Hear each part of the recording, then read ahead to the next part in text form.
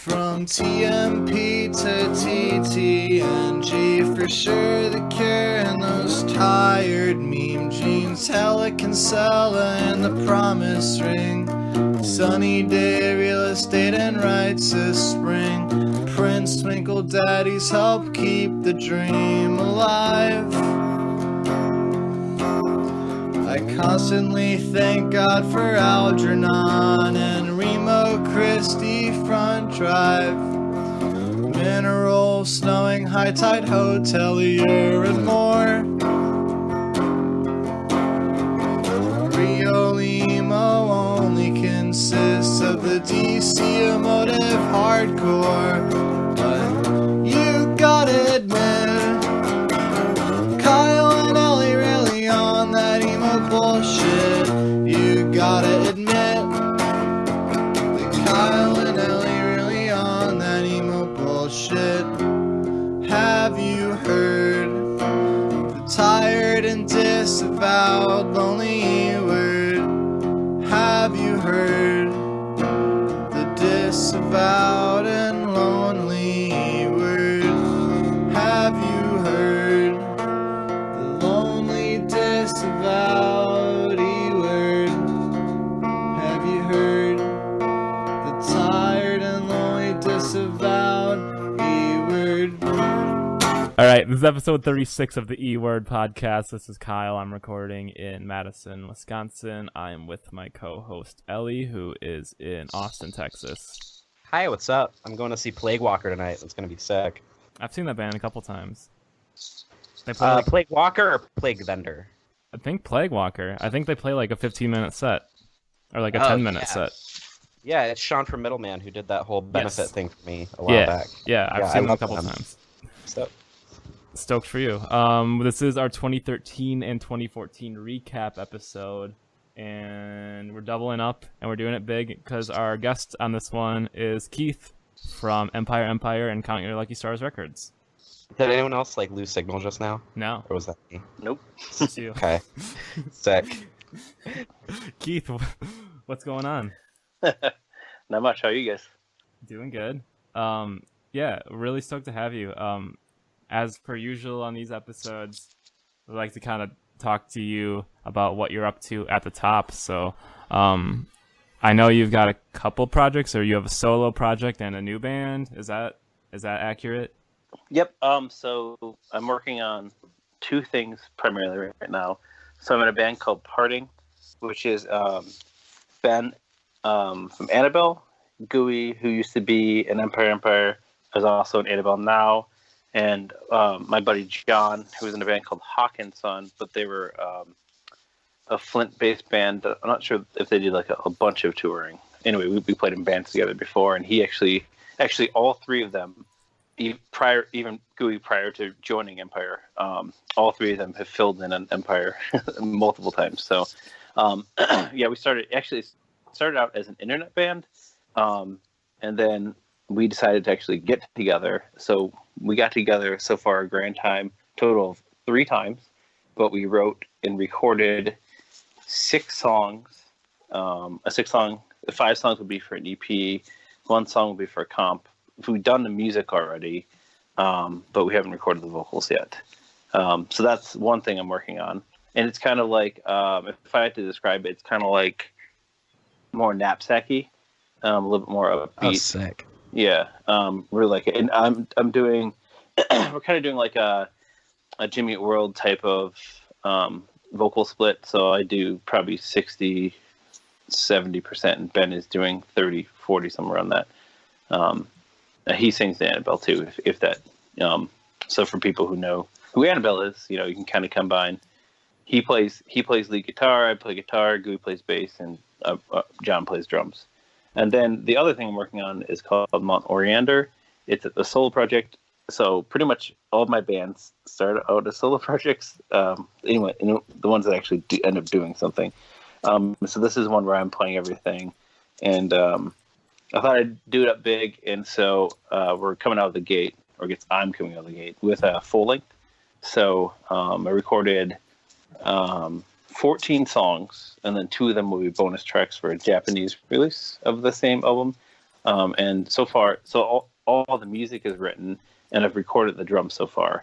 I haven't gotten a chance to do bass and guitar yet, but and then my process is a little bit different than maybe other people's process, where I like to have all the music done first, and then I write vocals. So it's kind of me like, you know exactly how much you have to work with, right? And then you can kind of figure out what you're going to do with that space. So I have no idea what the vocals will be at all yet for any of them, but I don't worry about that until everything else is done. Cool. Sick. I'm stoked.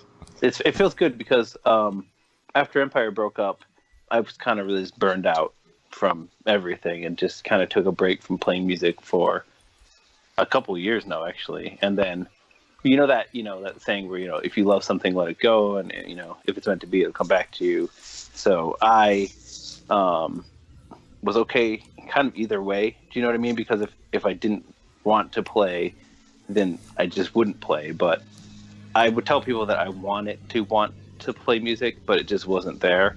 And then, enough time passed and it kind of came back to me. And now I'm like really excited to be playing again. So it feels good to be in that kind of like space, where you can't, especially with art, if you keep forcing it, everybody can tell and it cheapens it. And so when we were done, I was, really needing to stop for a while.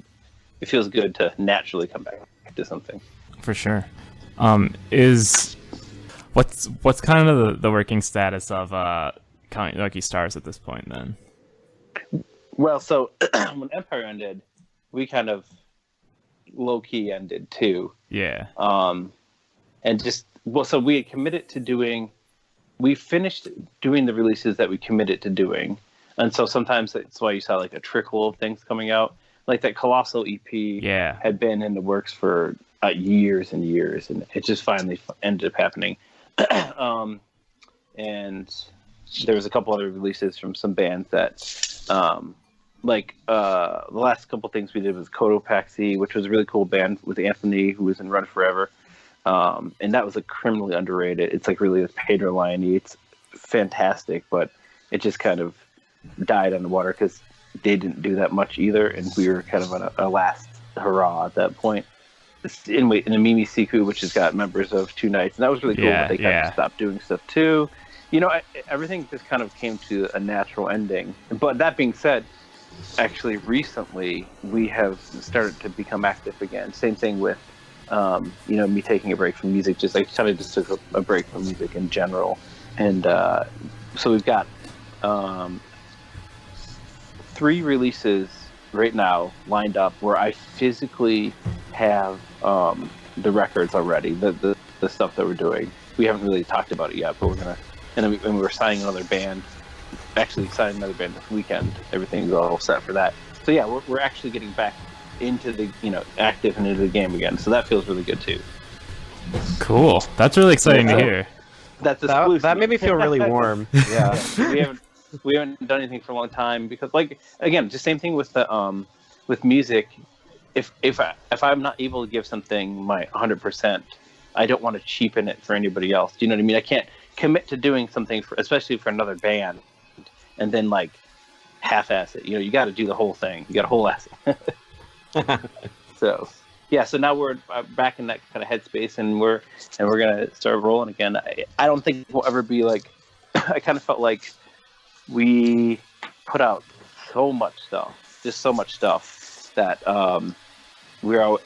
this time around when we're doing this is I want to focus on doing a smaller amount of releases, but putting more into the release, so pushing that one release for a lot longer, as opposed to having, or this month we're doing this, and then this month these 2 albums come out, and et cetera, et cetera. So I think you can kind of get lost in that, Mm-hmm. Yeah, because doing this decade Under the Influence thing, we've been talking about all these huge records that have come out and are not huge in the scope of you had to do 10 pressings or something, right? But I don't know, talking about High Tide Hotel, that's a massive record for emo, at least Ellie and I think. And yeah, I love them. I love both of them. So it's really cool to hear that you're turning the light back on.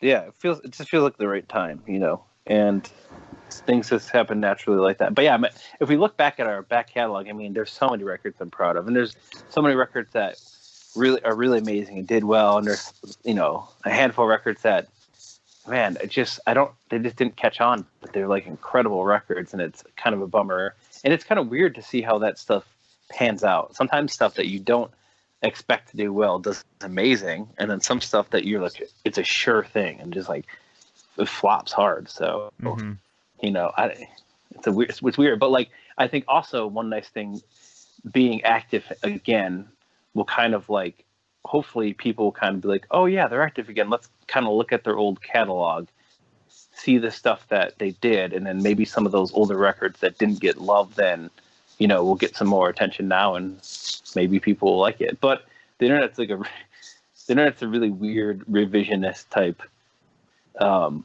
place where like some records that weren't at all popular when we were active as a band and the scene was active or whatever, they just really were not that popular. And then now in retrospect, that's what people view as like, Grail records or holy, like really big releases and stuff. And it's kind of weird to see that stuff. Like, for example, Glockamora, I love those guys, and they were an incredible band, but when they were a band, I mean, nobody really cared about them. Yeah. You know what I mean? Yeah. It just didn't. And there's a bunch of bands like that. I mean, there's a bunch of bands like that now, in retrospect, I feel like that Marietta band was like that too, right? I was gonna bring them up as one of those bands. And it's like just a whole bunch of them. I mean, Merchant Ships is retroactively for a much more important band than they were at the time. At that time they were just like these kids in high school, like trying to play the stuff that everybody else is playing. And Jack ran this venue, like a house show venue in Indiana called like the Cabana House, and everybody would they would have bands come and they would play those shows, and we'd all play all these shows together or whatever. But yeah, it was at the time they were just like, oh, those kids from high school playing that and not taken as seriously as maybe they should have been or whatever. And actually, the funny thing is, we put that record out. We were supposed to put it out on, and we were supposed to put it on vinyl. Originally, that was the plan, but then they broke up, and Jack was like, I don't want you to put this out on vinyl because nobody's going to care about it. You know what I mean? It's just going to be a giant waste of money, and I couldn't convince him, because I still wanted to put it out on vinyl, but I couldn't convince him. But I was able to convince him to put it out on cassette. So like there was going to be no physical release of that at all, and then I was able to talk him into that at least. And now it's like an $80 cassette. Like, right. And that's a funny thing. So like, I mean, those sold pretty well for what they were, but we didn't make that many of them. That cassettes were also a weird thing too. What ends up selling and what doesn't. Like there's some like releases that we put on cassette that's like it was like a novelty, and then so we made less of them because of that. And now, I wish that I had kept more of those. Because they just trickled out. They took a long time to, all of those things took a long time to. There's actually even a printing error with the Merchant Ships tape. The place that we got it pressed at they misread the instructions, and it was white ink on a white tape shell, and then so they actually ended up sending us extra tapes because they messed that up. So that's like even a weirder variant, I think, of that tape or whatever. So I don't know. It's just really interesting, and I feel like I could tank your entire show by talking about stuff like that. So, all right. But yeah, super cool to hear. So we're gonna be talking about 2013 and 2014, the records and what was going on in those years. And we've started these episodes off in the past with talking about where we personally were at. So we're gonna start 2013. The winner of this year was The World Is a Beautiful Place, Whenever If Ever. We did that episode with Chris Teddy, which was awesome. We got really deep into like the lore of The World Is, which is cool because we like talked about like some early memes. That episode is like the Silmarillion of the emo revival. Let's give it a run for the money. But 2013 was my senior year of college. I remember graduating and listening to The Front Bounds, The Talon of the Hawk on repeat. As just like a very confused person, just not knowing what I was doing. I was back in my hometown and shit. It was really just disillusioned. And emo for me, I was like finding out more and more about it. I remember when Whenever If Ever came out, I was like really intimidated by it because, you know, long songs and stuff. So I was definitely into like the more of the poppier emo. Like there wasn't much emo pop, but like, you know, like Dowsing had that emo poppy record, and that was the shit that was clicking with me. And I felt like I was growing out of like straight up pop punk, so I did not like this Balance and Composure record. But like stuff like Tiny Moving Parts that was coming out, I was not even hip to that, because that's the year this couch came out. And then like Citizen, I did not like at all either. So I was kind of in a weird spot. Yeah. 2013 and 2014 are my junior and senior years of high school. And so I remember I was kind of similarly to you. I was really into like the more emo pop stuff, like Dowsing. But also junior and senior year of high school were the years that I was becoming like less of an abject loser, and was making like was making forgive the pun, real friends. I will not forgive that pun. And so, yeah, well, I was really into that whole like pop punk thing too. I remember like really being into What You Don't See by The Stories So Far, and like now I think that record is like, especially compared to Under Soil and Dirt, like literally terrible. And that was like, that was also kind of like a weird lull for hardcore. I don't remember like much cool hardcore coming out junior and senior year of high school. But I do remember This Couch is Long and Full of Friendship coming out and like literally hating it. Like I thought it was the most corny shit, and I'm really glad to see that like my opinion is kind of vindicated. Because they went on to do so much better things, and it blows my mind that they put out This Couch and then Pleasant Living like back to back.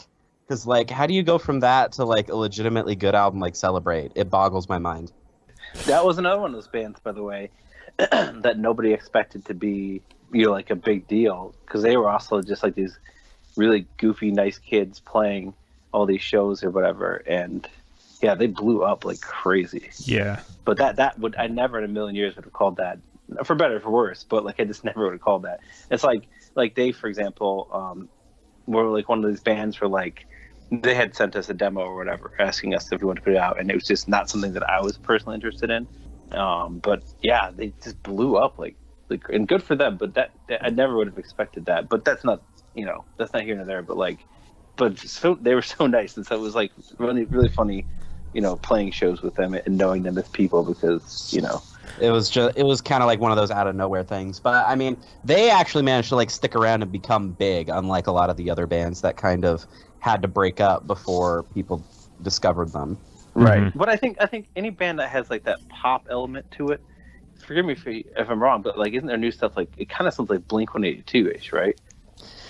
Like hyper technical Blink-182, yeah. Yeah. Right. That's a good way of putting it. They have So, like like, huge I mean, hooks, and that's Yeah. So like any band that has, I think, a songwriting style like that has so much more potential to be a larger band than a band that's more like, you know, in like less poppy. You know, I mean, the more poppy you are, the better chance you have to stick around. So I can see that like that being like a good cross genre type of thing, where you get like the punk kids and the emo kids or whatever, and you can kind of tie that together, where it's not like a straight up like The World Is, you know, didn't really have that, even though they had some hooks and stuff to it. But like, you kind of, you know, like Free Throw is another good example of that. Like they're super poppy, so for like, sure, it's easier to draw that in, I think. And we're definitely going to talk about Modern Baseball and like that. Yes. Because they were the most, either the most pop punk emo band or the most emo pop punk band of 2014. It's another band that I 100% never would have called being as popular as they were. I never would have called that. I'll also add that 2013 was the first year that I was like diving back into 90s emo. Like I went and saw like the first Promise Ring reunion show that year and stuff. Awesome. All right, yeah. I think it was at that show. Did you go to the Wisconsin one? Yeah. I think we actually, Kathy, did we go to the Wisconsin Promise Ring reunion show? Because we went with our friend Jacob, who runs. Do you guys remember Keep It Together Records? Is like a cassette tape label. Yeah. Anyway, Vaguely. he lives in Wisconsin, and so we went out with him.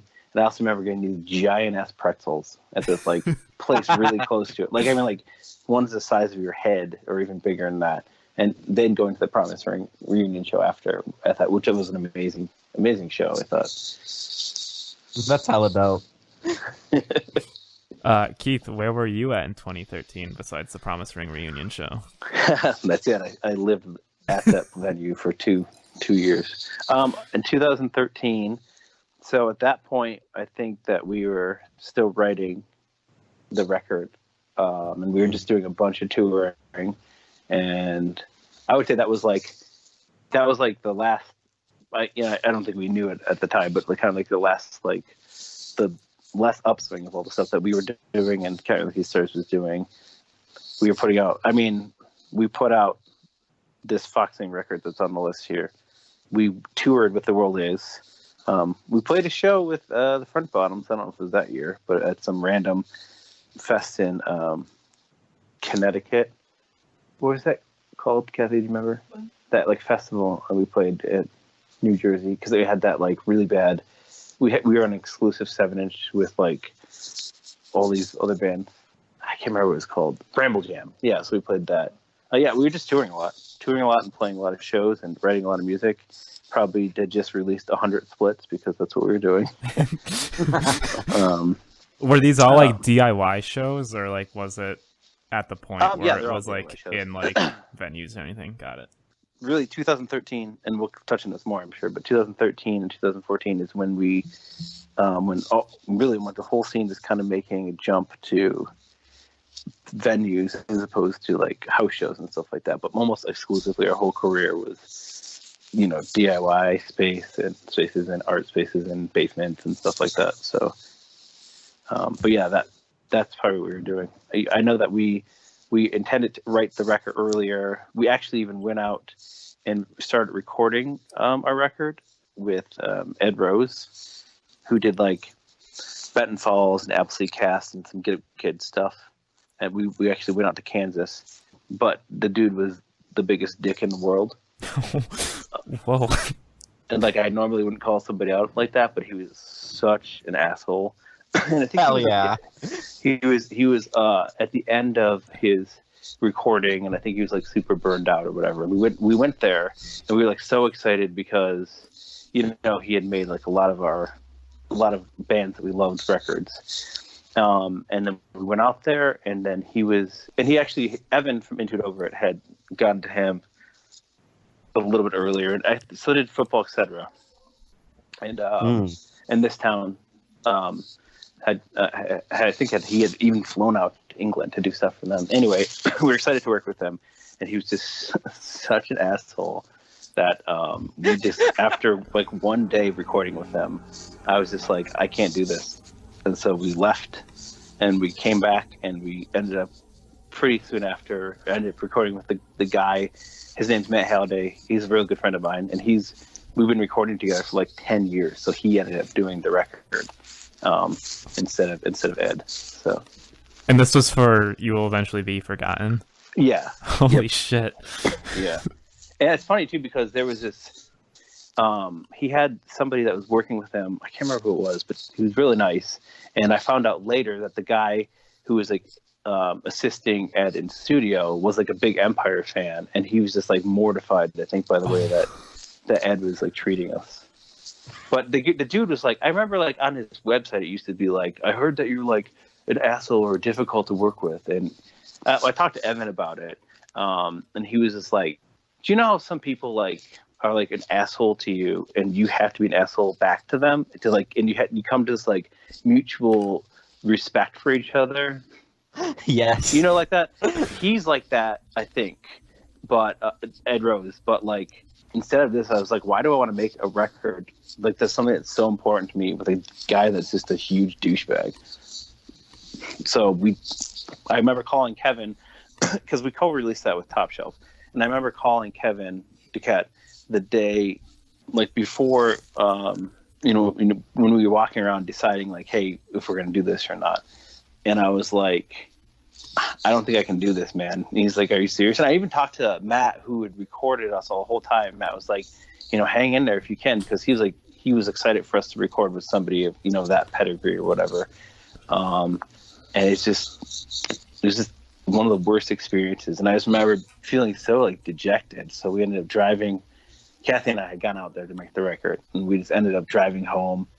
We were supposed to be, I can't remember how many days we had booked or whatever, but I just remember just like coming home super defeated and having to figure out what to do, because like when recording, I think a lot is a real mental game, like if you get like that like seed of doubt, and like it just kind of like affects your performance. And he was just like very difficult to work with, and so as the day progressed or whatever, it just got like worse and more uncomfortable, because I just was so, I just felt like the worst musician in the world. You know what I mean? And so, I have no idea what happened to those takes that we did, because I recorded like, because I was playing drums on that too. I played drums and bass and guitar and sang on it, and Kathy played guitar. But we had recorded, I don't know, like, how many songs did we record on drums, Kathy? Do you remember? Mm-hmm. Something like 4 or 3. I don't know. What doesn't even matter. But neither of us, neither Ed or Kathy or I, like even mentioned like wanting those, because I wanted no record of that existed. So I don't even think he records anymore. I think he owns like a restaurant or something like that. And so I won't throw the other people that I've talked to about him under the bus, but it's kind of like some people that I know that have worked with him, I think, like I said, have similar experiences. Some people it really clicks with, and some people it didn't. But we were supposed to be the last record he ever did, and he told us that he hated doing emo records. And it's like, why did you agree to do our record then? Yeah. I mean, if you listen, I'm not sure if you listened to us or not, you know what I mean? But like, it's pretty obvious, like, why we're coming to you, because you made some of the records that we were influenced by and we love, I'm pretty sure that like, I can't remember like, what band was it that they recorded? Well, I think it's maybe like Spitalfield or something like that. And he was so hard on the drummer that the drummer from the Casket Lottery ended up playing drums on that record, I think. Holy shit. Yeah.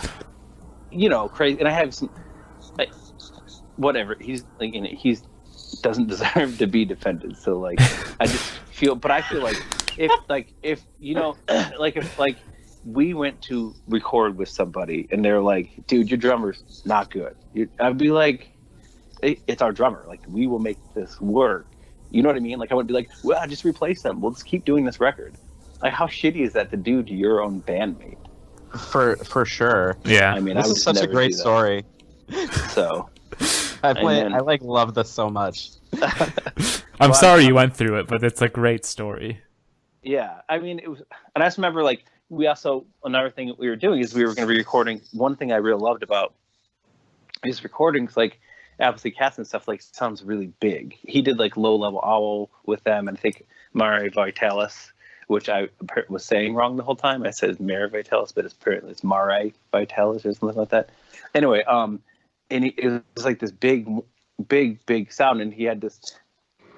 It was like, what is it, the Black Elk Lodge or whatever that he had? I can't remember. Anyway, but like, I love the big drum sounds, and there's like this big drum room, and he just set us up in this like tiny drum room, and I was like, why are you doing that? Like, we came here for like this big sound. So whatever, it doesn't matter. I mean, I think we ended up making the record that we wanted to make, and I was really happy with the way it turned out. But I think that sometimes there's situations where like you feel like you're like, I don't think that I could have mentally or physically like toughed that out, and if I had, it wouldn't have sounded good. You know what I mean? So sometimes it makes sense to take like a step back to go forward. And so, but it was really, I just remember like we were staying with our friend Andrew from the Emo Side Project, May from the Emo Side Project, and they were like the most kind people of all time, right? And I remember going back being so dejected, not even wanting to hang out with them because we were just so bummed out. I just remember going to Target after like the first day, like wandering around and being like, why is this happening? Why are we doing this? So yeah.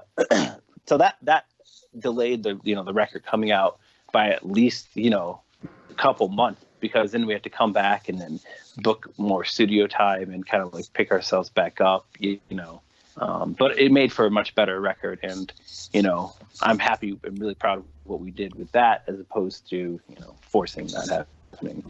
But yeah, I imagine there's a number of records that he did where like some people just like kind of felt forced into it, and that's he was good at what he did. I do think he was burned out, and I get that feeling because that happened to me. But that's when you kind of got to get out of it, you know what I mean? And I think it with the right to not. To backtrack just a tiny bit, I think like, with some people he probably clicked really well, and I'm sure they made like a great. Football Etc. really enjoyed working with him, which surprised me a lot. But so sometimes taking that step back is what it takes to move forward. Oh my God, another one I cannot forgive you for. Shit. All right. I had that in my head from the moment you said it. I'm so sorry. Both of you are not forgiven.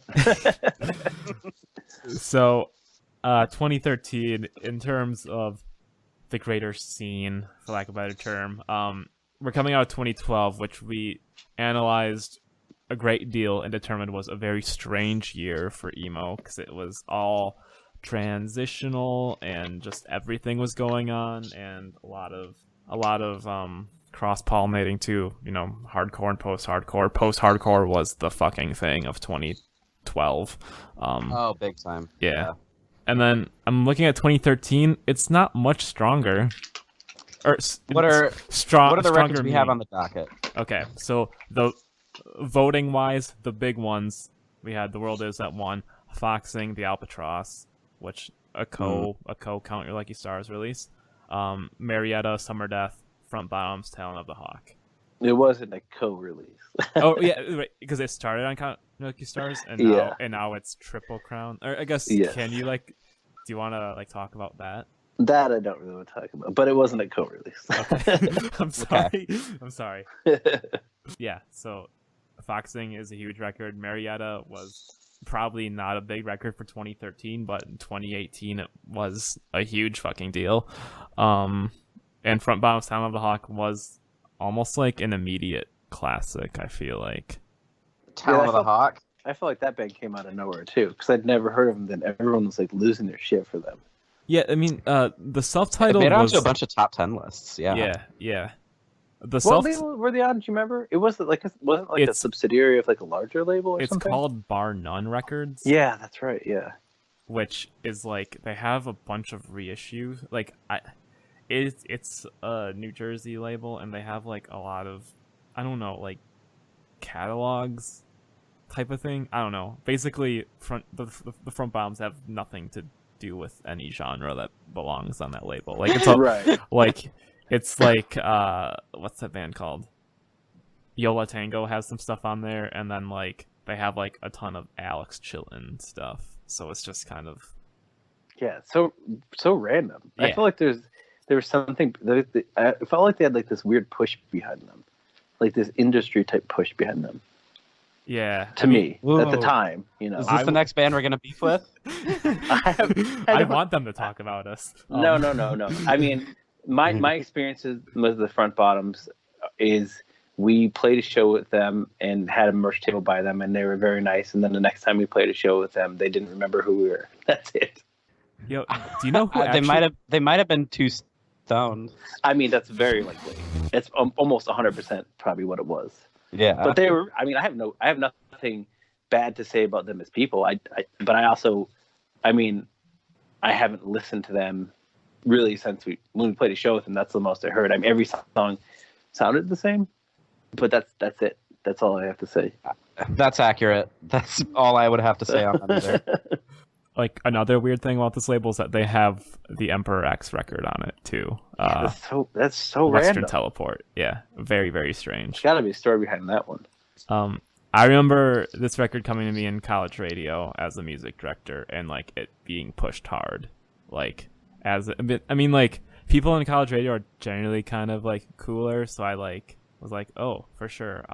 It felt like there was like a lot of people pushing this record, but like but it was like coming from people that actually like that kind of music. So it's kind of like a all hands on deck emo kind of thing. I don't know. Yeah, I mean that's like, to me it's just like pop. It's not like an emo record to me. It's like a pop, like, you know what I mean? I mean, I get, like, it's like you said, it's like one of those, like, it mingles within the same, like, they played shows with bands like that, but they're like kind of like a straight pop band to me. Mm-hmm. For sure. But I remember when this was coming out, a lot of people were calling this like emo mountain goats. Ew. That's upsetting. The mountain goats are emo mountain goats. Hey, Kathy, what were you saying that the Front Bottom's vocals sounded like yesterday? A mountain goat? What did you say? Harvey Danger. Yeah, they kind of sound like Harvey Danger-esque. Okay. Oh no, But, I like- like Harvey Danger. Yeah, but I like Harvey Danger. Yes, absolutely. Does that ruin Harvey Danger for you? I want to publish zines and Rage Against Machines. Right. Problems and Bigger Ones. That's a pretty emo song. Oh yeah. That's an underrated album. Harvey Danger and Velveteen, I think, both get like weirdly overlooked. Yeah, I agree. uh, Although you say that, but like Harvey Danger had that Flagpole Sitta song that's you can still hear on like radio today. You know, like on those stations. Oh, for sure, but So- like, But you know, every other if I song mention- is so different than, you know. if I mention Harvey Danger, like people don't even connect it to Flagpole Sitta. Sure, yeah. Like, I have to be like, you know, the Peep Show theme song. I didn't even know that was that. I remember like enjoying Talent of the Hawk for what it was when it came out, but I never like really slotted it in like the emo framework. Like, it just felt too like folk punky. Yeah. Yeah, I agree with that. Yeah. But this Or was maybe an not album. folk punky, but just like folk rocky. Like it felt like a Seth Rogen version of, you know, like Nick Drake or Dashboard Confessional. Like, Yeah, I can see that with the Dashboard reference. I mean, it's kind of like Yeah. that, like hard on your sleeve, like really corny, like Yeah. saccharine corny. yeah, for sure. Yeah. Some of that stuff is like so cringy, like too much. You know what I mean? But like I don't think that they're self-aware that they're that cheesy. Exactly. I think I told the story on the podcast before, but I thought Au Revoir, the first song on that album, was Oh my God, a see, self-aware satire. Yeah. Like, but it's It's not. really funny.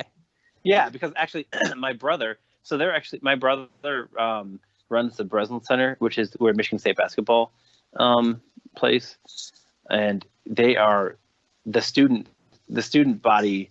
Like sometimes, you know, they'll bring in bands or whatever, and they're bringing the Front Bottoms. They're coming to Michigan State. They play Michigan State. I don't know when it is, but so my brother, I hadn't heard them in, you know, I hadn't heard them in a really long time. And so my brother played me this one song that they were making fun of, right? And it's that song. That was the song. So that's the only song I've heard from Front Bottoms in a very, very long time was that song. And this is like, I just like, you know, secondhand embarrassment. You know, like when you're watching like The Office, especially like the British Yeah. Office, but also the I American. thought you were one, talking know? about a band. Yeah, me too. But then I was like, Oh, I- sure, no. Yeah, no, the term I secondhand was like, embarrassment. I kind of remember Secondhand Serenade. But... Speaking of second embarrassment, no. Anyway, anyway, that's how I feel about that song. Like, I just feel like embarrassed, like for those lyrics. Like, for that band for singing that like so earnestly. Like you just like oblivious. I think that band is just like too far into the music industry that they're not looking for like cred anymore. Right. No, I mean, I think that's where Mom Jeans is at now. I think they can ride a similar line. So that's another band I know a lot of, but I'd never actually listened to them. I just know people talk, and they have very strong opinions on them, one way or another. Yeah. So one of these days I will listen to them. I want them on the podcast so bad. So can we talk about Marietta for a second? Because this is a band that I don't think... So I was aware of them when the second LP was coming out. But, like, that band didn't really click for me at all until, like, last year. And, like, I still don't, like, ride or die for them. Like, I think, like, Summer Death is definitely, like, my favorite thing that they've done. But it's also just, like, why did this band kind of have the big resurgence, blow-up kind of thing? I mean, they never really did it for me either. I feel like the songs kind of just, like, don't go anywhere. Like, to me, a big part of emo is that if you have like a build up in a song, it's gonna pay off. But their songs just kind of build up and then stop, but not in like a shellac way where that's the point. It's like, oh, in their mind there is a payoff there, but it doesn't sound like that to me. Does that make sense? Yeah, but I don't feel like that's a make or break for me. Okay. Yeah, I sometimes feel like when songs don't go anywhere. I kind of like that's the point of it, but I don't. I know this band, but I don't know. I never listened to them either, but I know that like they were not like I said, they were not popular, and then retrospectively, or what I should say, they were right. So that's another one of those bands that's like, I don't know how does that happen? How does it happen where a band is not popular in their time, and then I also feel like, for example. On a personal anecdote, like when we put out What It Takes, it came out to, mixed reviews at best, and nobody really cared about it. In fact, we pressed it on vinyl. We made 1,000 of them. It was double LP, so it was really expensive. And it was this point where like we were like playing shows and like, hey, you want to grab the records from the van? Like, nah, no one's gonna buy them anyway. Like nobody cared about it at all. And then somehow, I don't know what happened, but then people started caring about it, and I don't understand why. I don't understand why that happens to records. Like, why was American Football a band that nobody cared about at all when they came out, like retroactively? Now, like the band that invented emo to like a lot of kids. You know what I mean? Yeah. Because that house is super rebloggable. Like, good aesthetic. I mean, I love American Football. I mean, that first album is incredible, and I loved it when it came out. Like, that was an amazing. I remember downloading it on Napster when I was a kid. So that's how cool I am. But but I just never would have called it. So I don't understand. Like, Marietta is one of those bands where like retroactively people love them, and I also feel bad for bands like that because it's a bummer that you don't get to enjoy that when you're an actual band. Yes. So. I think it's because like the internet allows people who previously would not have been connected in any way to like bond over the things that they enjoy, that they have in common with someone from like a completely different country. And so like these weirdos who like Marietta find the other weirdos who like Marietta, and it just kind of grows and grows as a cult. And then that cult has, enough clout to kind of disseminate their gospel among the others. Okay, but is this a modern baseball thing? Because they had like a split with them. Did modern baseball like shout them out when they were breaking up or something? I don't think so. Well, I mean, and the weird thing about that too is like now I think like let's say Marietta got back together or any other band that has it like that weird like revival of like a revisionist popularity. Mostly nobody's gonna like the new stuff they do. You know what I mean? Like you're almost doomed. Like if Empire got back together and we put out a record, even if we had like, let's say we recorded What It Takes and had like 10 songs that we didn't use and didn't do anything, even if I just like re-release those, I don't think that people would be like, oh, this new stuff isn't anything like the stuff that we expected, you know? So Right. it's kind of a bummer that, that bands like that don't get appreciated for what they are when they're, because like it's awesome playing and being able to go on tour, but it really sucks playing shows to nobody all the time. Mm-hmm. You know, and I have a lot of experience with that. So Yeah. And then I guess the final one on the big list is Foxing the Albatross. This one, I mean, Keith, was this one hot out of the gates? yeah, it was. Yeah. Actually, it's funny because there are very few bands that like when you see them, you just like, are just like super floored, right? So we played. We went down and played South by Southwest. And we booked the shows down there from Michigan and on the way back up. And I don't remember even who booked. I think Warren from Warren Franklin had booked a show with them. Maybe Joao. I can't remember what it was. Anyway, we ended up playing a show with them in St. Louis, their hometown, at it's just like a random DIY, like a barn, I think it was, or something like that. I was just like so blown away the first time I heard them that we like signed them on that day, that night. Holy That's how shit. quickly that happened. But it was just like, it's really rare to find a band that you just like so blown away and floored by, and they were that band for us, So in 2014, I entered my first like relationship, and I remember she just kind of randomly texted me one night, "I love this song so much," and it was, "Why Don't You Love Me Back?" Oh, right. Yeah. Yeah.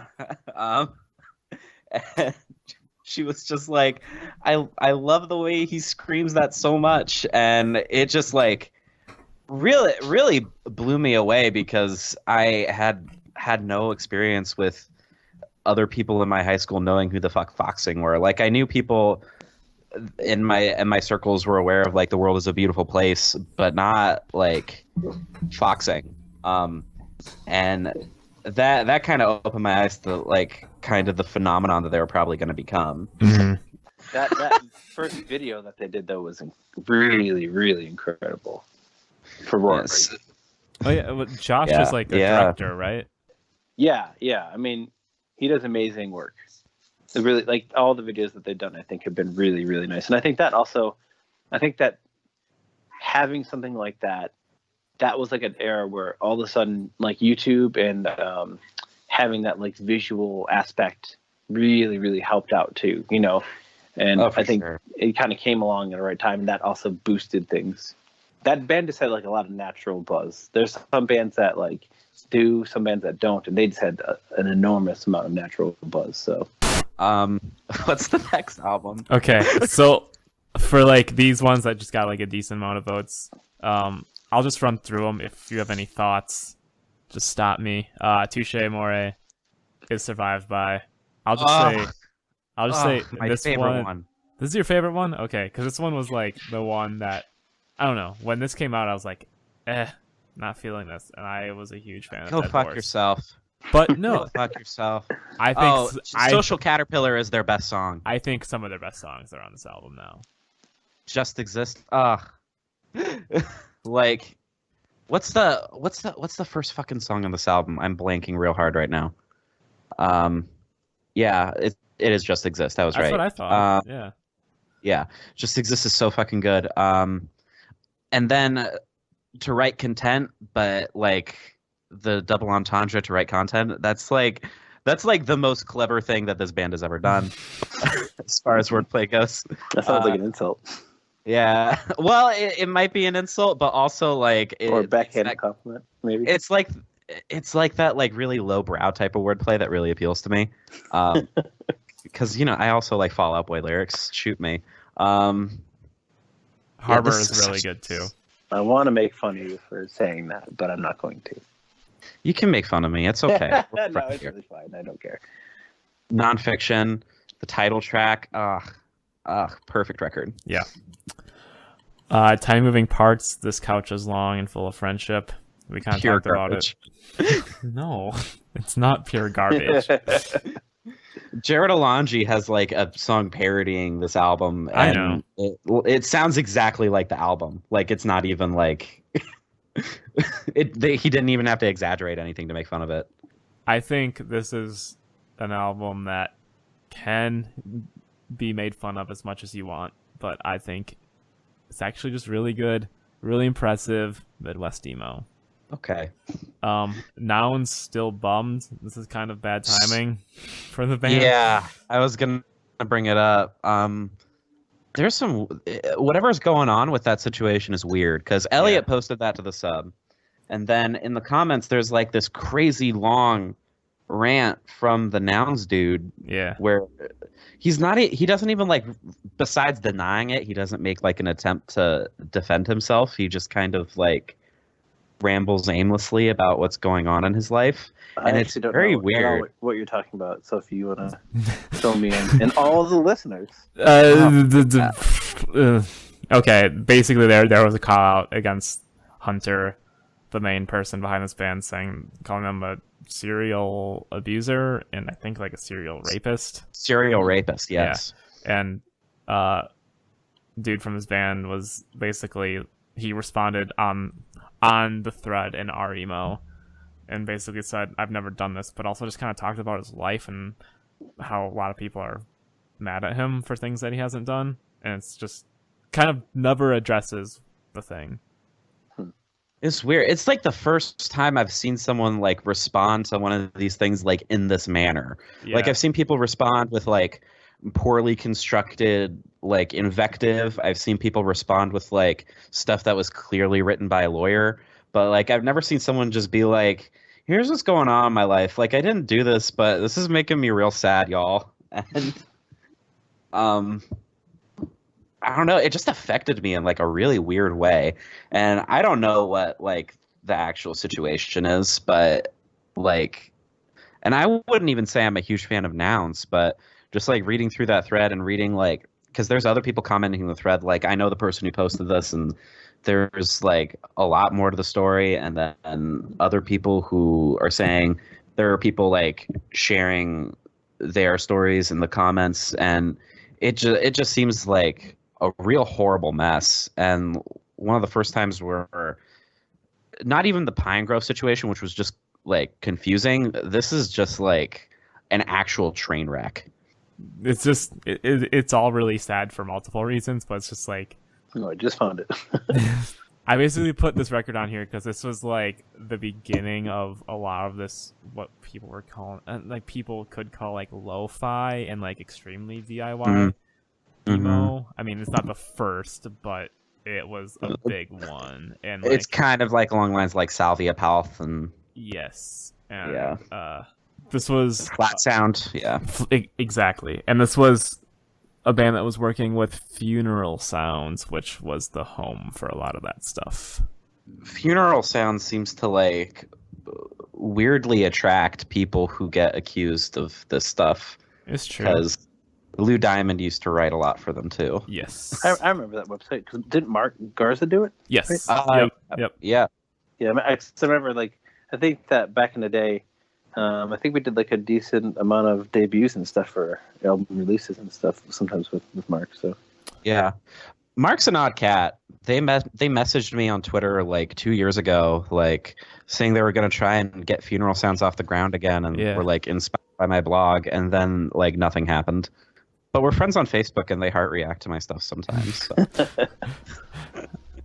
I remember when Funeral Sounds was going to start fresh, we all got an email because I wrote for them for like as they were fizzling out, and it was just like, you're all fired. If you want to write it, you have to reapply. That's hilarious. Were they trying to do like a record label for a minute? Yeah, they did like one vinyl release, and it was a Nouns record, and they like put out a shit ton of tapes. Okay, yeah, that's what I remember. Yeah. Well, didn't also Mark lose everything in like a flood? Yes. Yeah. The Funeral Sounds was one of like the more odd case studies of that era of emo blogs. Mm-hmm. But also, like, Mark was 14 probably when Funeral Yeah. Storm started or something. Like, wild stuff. Yeah, I haven't thought about that in a long time.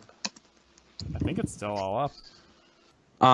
Yeah, some stuff is like Broken links, I'm assuming. But well, yeah, some stuff you gotta like go onto Web Archive for. Like there's an article about all the screamo bands Evan Weiss used to be in that I had to like Yes. go to Web Archive to find. I remember fucking that love article. Yeah. Yeah. Cool. Captain, we're sinking. The future's canceled. Ellie, this is your record. Oh my god. Like, okay, so this is like as far as like punk as a broad genre umbrella goes, this is probably in my top 5 punk albums of the 2010s. Like I think it's perfect. I think it like melds everything from pop punk to emo to more straight up punk rock to hardcore and post hardcore. Like it just throws all of it into a bucket, and I think it's better than anything the Menzingers ever did, because I think the singer of this band is like the Menzingers' brother or cousin. Oh, really? Of the singer. Yeah. It's from that whole Scranton pool. And it just like grabs me in like a really visceral way. I like that it's like this really drab concept album about like alcoholism, but like he's so young, and dealing with alcoholism at that young of an age is just like it's a really unique, weird feeling. I think the lyrics are really good. I think the way that like musical leitmotifs come back is astounding. If I had to pick a favorite song, it'd probably be Shoddy Worksmanship, but really the whole album is like worth a serious sit down listen. Okay, Ellie, I'll finally listen to this record. Yeah, did that convince you? Yeah. I mean, just your like your constant pushing of this record is inspiring. I felt like literally breathless trying to get everything I wanted to say out in like a short period of time. I could hear it. Keith, have you heard this record? I have not. I hate to say this, but and I was saying this. I was talking about this in the chat earlier. At that period of time, especially, I was really not listening to a lot of music. I was listening to a lot of podcasts or nothing at all. So like when we were on tour and we would drive, because everybody always would, whoever was driving would pick their music or whatever, and everybody would be annoyed when it come to me because I'd either listen to a podcast or nothing. I was just like, so most of my knowledge of all these records on them is, yes, we played shows with a lot of these bands, but no, I haven't heard the record. And it's not super like cool though. That like, but it's not like, I don't know. I mean, is it? Like your like context for Tiny Moving Parts is they were really fun when we played with them. That's super cool. Yeah, that's cool. Yeah, that's a different perspective that we don't normally get when we do these recaps. Yeah. For example, The World Is Whenever If Ever. That record is amazing, but I mostly know that record because we went on tour with them, and so I heard all those songs every night. You know what I mean? And they're incredible. And what I remember really about that period is that was when Tom had sang like half the songs on the album, and you might even have talked about this, I'm sure, with Chris, who, by the way, his nickname is Jack Links. So, because he looks just like the beef jerky, etc. Anyway, one quick aside on that.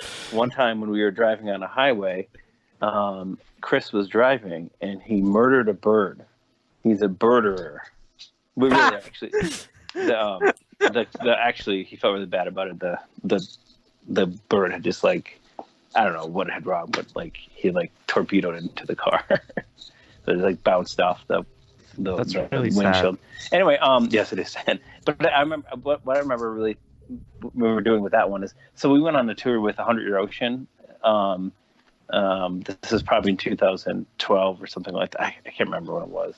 Do you remember that, Kathy? That one when you met us up with us in Ohio? What year that was? The OEO tour, the first one, maybe 2011, 2012. Anyway, they were in the middle of writing that record, and Tom was no longer in the band, and they were kind of debating what to do. with that. And I remember talking. I was with Greg, and we were driving to pick up something. Anyway, and he was like, I just don't think we're going to tell anybody that we have a new singer, really. You know what I mean? They're just going to, like, all of a sudden they have a new singer. You know what I mean? And half the album was Dave and half the album was Tom. And I was like, you can't do that. You have to tell people that, you know what I mean? But they were just, like, convinced that it was going to be fine. And they were right. They were right. Mm-hmm. Tom was amazing. He was an amazing singer, and he was really fun to be around.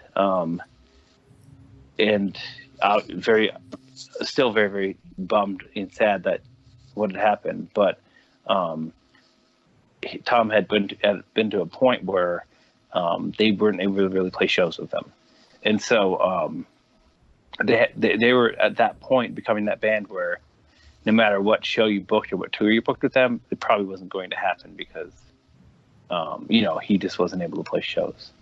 So when I ended up going with Dave, and I met Dave briefly on like a tour before, but I didn't really know him that well. But I mean that whole album is just incredible. That's an incredible album, and it was a really like pleasure and an honor to play with them. And actually, so we went on tour in Europe right when our album was coming or finishing up. We were mixing up our album, and I remember being in Europe, and like the guy Chris Common mixed our album. He was in the band These Times Are Snakes. Mm-hmm. Mm-hmm. Anyway, he mixed our first album because anyway, so he was mixing our second album too. We were like the job he had done. I remember being up. The time difference is really crazy, and I remember being up super late on the World Is tour that we did together in Europe, and like going over edits and sending stuff back and forth and being like really stressed out about it. But at that point of Empire, it was just before we became like a full band again. It was pretty much just me. Kathy was writing on stuff, but she wasn't touring anymore. So it was me and whatever band we went on tour with. So that tour, The World was playing with me. So Josh played bass, Nicole played guitar, and Steve played drums or whatever. But so always really interesting. Like every musician is going to interpret things differently, or whatever. But like it was so awesome to be able to watch them every night. Yeah, that album was amazing. So. And Fox and the Albatross, I have not listened to it in a very long time, but obviously I loved that album so much when it came out. So, I mean, it was like when something becomes your job, you know what I mean? And I was in a band playing music all the time, and I was running a record label, and those are the things I was doing. It was like if I kept listening to everything, I think I would. I was like I was saying before, I had like burnout. So like. I'm kind of like bummed in some ways that like I didn't listen to a lot of these albums when they came out, but I was just not in a good mental place to be listening to that stuff. But so my experience is playing shows with them and listening to the stuff live, but not as much hearing these albums. So yeah, so I wish that I could contribute more about the actual albums themselves, but I can't. And that's just the way we like it, to be honest. Got about an hour left, so I'm gonna blast through a couple more. I Kill Giants, self-titled. This is my favorite album of 2013. Sure, I love this record. Yeah, this is one of my favorites. It's another band that probably got popular post breakup. Yep, absolutely. Nobody cared about them when they were a band. Yeah, this is just one of my favorite albums of this decade. It's We the are on a epitome of split the with emo them. pop thing you were talking about. Yeah. Oh, sorry. Yeah, but still like technical as fuck. So fucking catchy. Really like, I don't know, fire in the belly kind of delivery on everything. Yeah, got that perfect pitch, like right in between singing and yelping type vocals. Yeah. Love that The shit. new band that members of them are in now that Really From is really, really good too. Mm. Yeah, and what were they called? Different. What were they called before? They used to be called people that anyway, really good band. That too. Mhm. So I think everything that they've done has been really, really solid. Yeah, and there's a member in Great Grandpa right now, which is like a band that's really taking off in a big bad way. It's a Yeah. ridiculous name. I know. I'm a sucker for any record that has like hand claps. So Yeah.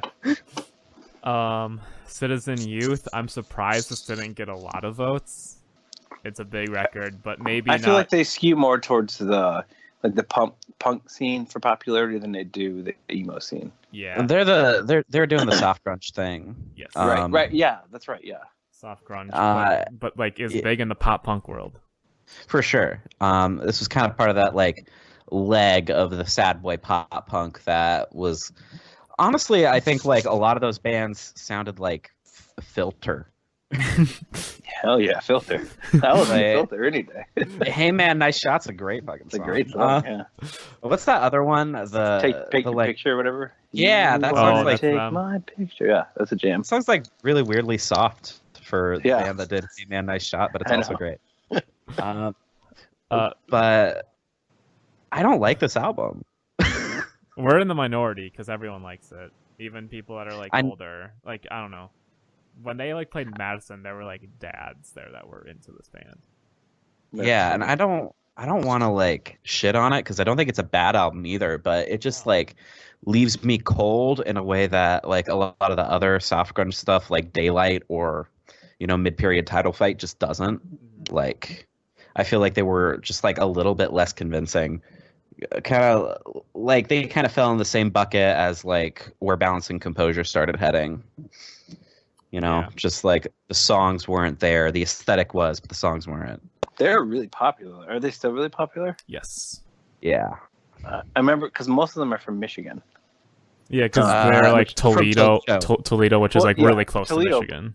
They write Toledo, but like most of them were from Michigan. I always thought that was weird. Oh, that's funny. Have you heard the Easy Core demo that they did? I have look up the song "Holy Toledo" by Citizen on YouTube, and it's a straight up 4 Year Strong song. All right, Pity Sex, Feast of Love. Love this record. They're from Michigan too. Yep, Ann Arbor. Yep. It's like a cross section of soft grunge and the lo-fi thing. Yeah, that's a good band. I listen to them. We played shows with them. They're really good. This was one of those. This was the Pitchfork band. Like this album, I'm pretty sure got best new music. Yep. And everything. Yeah. And I remember I made this tweet just like being a shithead, but I was like, remember when Pity Sex invented shoegaze? But like this is when everyone was like really into shoegaze. Yeah, I think that kind of like really hot for that Mm-hmm. time, and that's another band where like I never thought that this band would be popular either. Again, definitely when I say stuff like that, I'm not talking about their talent if they're good or not, but that's not a band I thought was like a marketable band. You know what I mean? Yeah, right. Because they were like they were very DIY. Like I have a friend. We played shows with them like at the Metal Fret, which is like this place in Ann Arbor. It's Oh yeah, we've talked about Metal Fret. Yeah, because I just played there this summer. Oh, that's awesome. Yeah, it was sick. But like, I have a mutual friend of someone who ran a record label that put out the first EP, and they got a fuck ton of money from Run for Cover to like buy the that like EP from them. Yep. And it was like a very small label. Run for Cover was just taking over the world right then. Yeah, that was that era. Yep. That was that era. And now they're still on top. That we actually, this is not known at all ever, but like we were offered to put a record out by Run for Cover.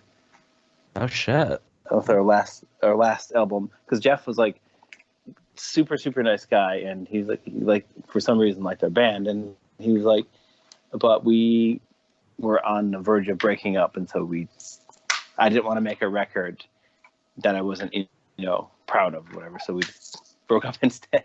I don't know that we would have put it out with him or not, but I mean, like, we just broke up instead. But yeah, so they were really, but they put out so many good records. And I feel like they were huge tastemakers, where they kind of like push people, into like grunge or whatever, or whatever. What's that?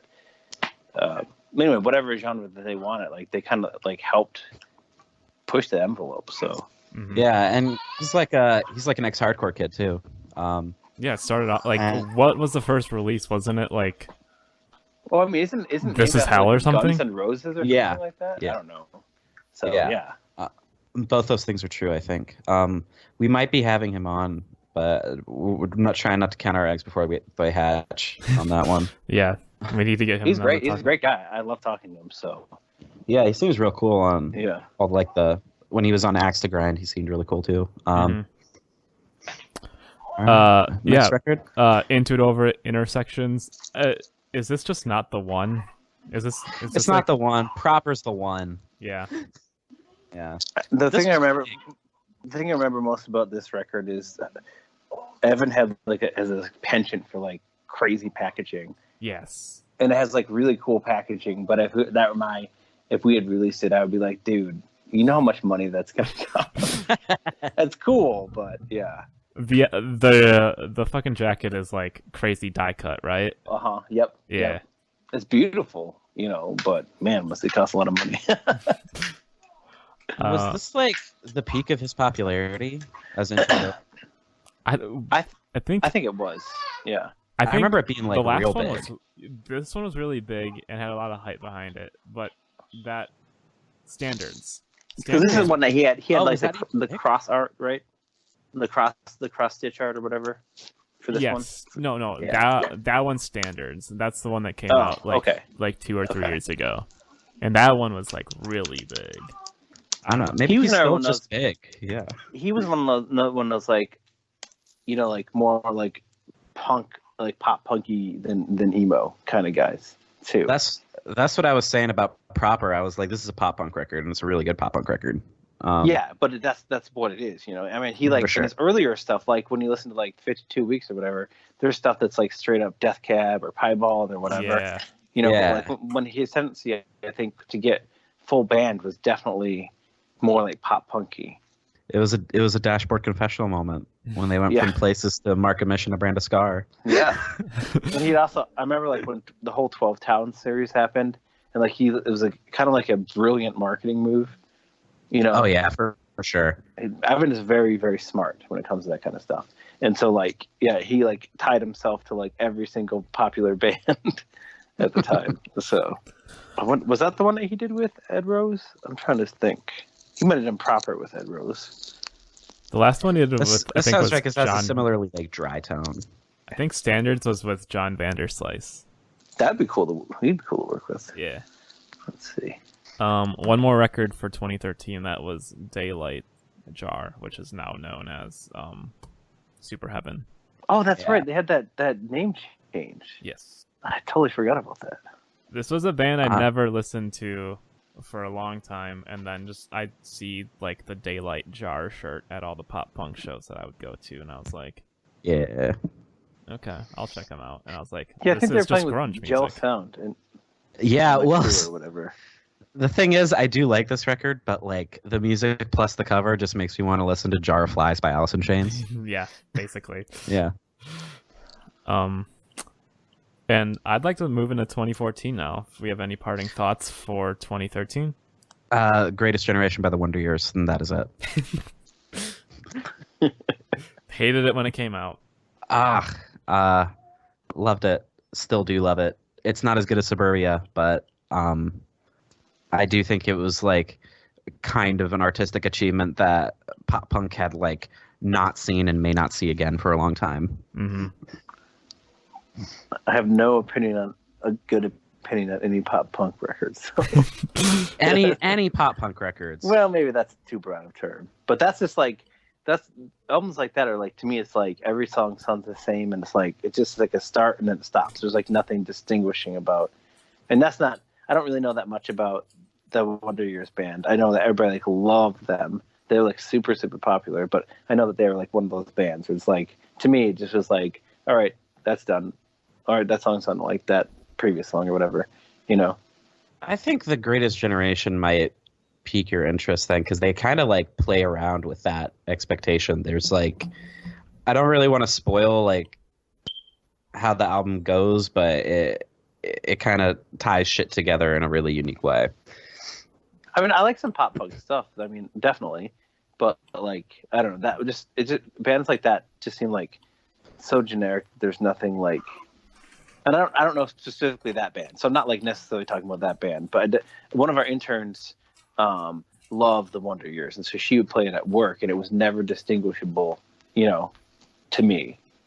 I was. I mean, I can see where you're coming from with like a band like, say, like State Champs or Neck Deep or one of those that is just like abject trash. But I don't know. That's a genre now. That's my favorite genre.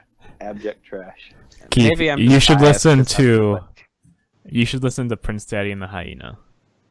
So I've heard a lot about that band. I've Listen never to heard them. them, but I've heard a lot about that. Okay, people say that it's emo, but put on the lens of pop punk, and because that's what it is good pop punk in 2019. Okay, I'll check it out. Cool. I've been meaning to, like, since I've been lately, like, been getting back into music. I've actually been listening to records. Like, I listened to a new Bad Heaven record that John did. Oh, really? Yeah. It's fantastic. Yeah, it's really good. But apparently it's they're breaking up. fantastic. Yeah, I saw that. John is apparently adverse to doing anything when people start liking it. Oh no. Okay, 2014 then. So I guess personal 2014 stuff. I was listening to everything this year. Like everything on this list, I remember listening to the first time and everything. I was really into listening to music because I had a desk job for the first time in my life. I'm jealous. But I also remember listening to everything that was happening this year. And I was also getting like really into like 90s metalcore around this time. Like I was getting really into like Converge and Cave In and Botch, and then like the more I guess you'd say like quote unquote obscure stuff like Code 7 or that Hopes Fall record, the Satellite Years. Fucking love that record. But that was like what defined this year for me. And this is a good year looking at this. Yeah. And it kind of capped off, my high school experience. And It blows my mind that you were in high school when this stuff came out. And So as I weird mentioned earlier, I started dating someone, which meant I was no longer allowed to listen to emo. Cardinal sin. Yeah. Keith, this was a big year for you, it seems like. Yeah, we had a lot. I mean, we put the Free Throw record out, and we went like on a super long tour with them. We put our record out. That this is jumping down the line, but that Prawn record's incredible. Kingfisher. Mm-hmm. That's an underrated band, I feel. Yes. 100%. And then I like that Braid record that they came back with. Yeah. And I was skeptical because, when a band gets back together after a long time, a lot of times they aren't as good. And that was a good record. Yeah. And then T- down the list here, T- by Braybird. That's an amazing album with possibly the world's ugliest art. Do you have a story behind that? Well, when they sent that to me, I did not know if they were being serious or not. Oh. And it's not up to me to be like, you can't use that art. We're not that kind of label. Like, whatever you want to do, you want to do. I was like, are you fucking serious? This is the art. Also, it's a 10-inch, right? It's a 10-inch, yes. So it has so much going against it. Yes. 10 inches, by the way, are very stupid to do. They're also really annoying to pack. Because a 12-inch, you put in a 12-inch mailer, a 12-inch doesn't move around. Yeah. But a 10-inch is awkward, and they run out of bubble wrap just by 10 inches. Because I don't want it to get ruined. I send it to people or whatever. Because we did a 10-inch too. We actually probably, if you're looking about labels who've probably done the most 10 inches, we've got a pretty high amount of them. Don't you have a double 10-inch? No. Okay. No. Okay, I've done stupid things, but I've never done that stupid thing. But I think the only double 10-inch I know exists that I know of is that Who Calls So Loud has like a double 10-inch, I think. Isn't But a little Woodwater? weird. I think that Woodwater is a Promise double Ring? 10-inch. Yeah. Really? Yeah. I don't know. That's crazy. But that's such a weird length, you know what I mean? At that point I was like, cool, I want to have like odd size things, not like crazy like 3 3/4 inches that like a bunch of hardcore bands or whatever we're into, but like, we did a bunch. I know that we did 10 inches offhand. I think we had Ape Up, Braybird, T-, Empire, When Sleep Became a Giant. Can you think of any other 10 inches we did? Oh, the Youth Pictures of Florence Henderson was another 10 inch. Oh, yeah. Yep. Yeah, great band. Another underrated band. But 10 inches are dumb. I won't do them anymore, but they're dumb. But they're kind of fun. I like hearing this perspective because so often I just have all my screamo friends who are like, yeah, let's do a fucking 8-inch. But that's like I was saying, especially hardcore was really. I remember talking to Brendan from Perfect Future, and he's talking about this look at this 2-inch record where you can get 35 seconds each song. It's there's 3 songs on each side. So I don't know. It's cool, but like we did 7-inch, 10-inch, 12-inch, a double LP, double 12-inch, double LP, whatever. But like, it's just, I mean, it costs like the same thing pretty much as a 12-inch, except you have less and it's more annoying to pack. Yeah. You know. So. Is Cosmo okay? Yeah, he's just waiting to get picked up, and he's watching it, and he's watching people come home. Oh. I was worried you could hear. Happy Gotcha Day, by the way. Thanks. He just responded. Okay, so 2014. The winner of this one was The Hotelier, obviously, and the biggest episode we've ever done, and the best episode we've ever done, etc. So the only thing that came close, and it didn't even come close, it just got a lot of votes, was Joyce Manor, Never Hungover Again. My second favorite Joyce Manor record. What's your favorite? Self-titled. Mine is Of All Things I'll Soon Grow Tired. See, that album made me nervous about this record, because I was like, Really? I mean, I like the record. It's my third favorite, but I was like, I hope they don't make this kind of a fuck you record again, because that album was like a fuck you record. Like, we don't want to make another one like self-titled. I think clearly I just enjoy fuck you records. We have a really big fuck you song. Do you know how we did the 4-way split series? Yeah. Yes. There's a song we have on the first one. It's called the Horror Rio Vein. It's like this really fast and it gets screamy at the end. Oh yeah. That was we could do this kind of music if we want to, but we don't want to. New song. Oh god damn it. I still like That's the song, good. but you know what I mean. It was like, That's hey, good. you know, because the interesting thing about like our band and like is we were slow and boring, and everybody else is like uppity and doing like upbeat stuff. So it's a lot easier to get people into, you know, your band or whatever. I mean, that's obviously our choice, but it was always harder to get people to care about it. I think people would always say like, oh, people aren't at your shows because they're at home crying, listening to you in the dark. That kind of stuff. You know what I mean? So. It's that one Peanuts comic that's like, this song depresses me so, play it again, will you? Yes. So, but yeah, I mean, but like we could have done music like that. And actually, like I said, Parting is kind of more like upbeat, like that kind of stuff. But like, I do love Fuck You. We could do this if we wanted to albums, but we don't. It's a great reason to write an album. Do you have any thoughts on Joyce Manor though, Keith? They're a good band. I don't remember. I mean, I remember listening to them when people put them on in the car, and I enjoyed them. Yeah. I was surprised at how quickly they blew up. What label were they on in the beginning? Like Asian Man or something? It was 6131, and then it was Asian Man. 6131, yeah. And they're a great band, yeah. Yeah, and then this is the Epitaph record that started it all for them. Right, yeah. I know that Francis is on a cover. Yes. I know that they blew up, and when Elton broke up, there was the last tour with them. Yeah, good band. Yeah, I have to listen to them more. I'll have to get back into listen to them. Aren't they really? Here's the thing I remember from them. Didn't they have like an entire full length in like 10? Isn't like 10 minutes or something ridiculous like that? Yep. Yeah, that's kind of incredible. Kind of ridiculous. That was the Fuck You record. Yeah, absolutely. That's my favorite. And people love it. That's great.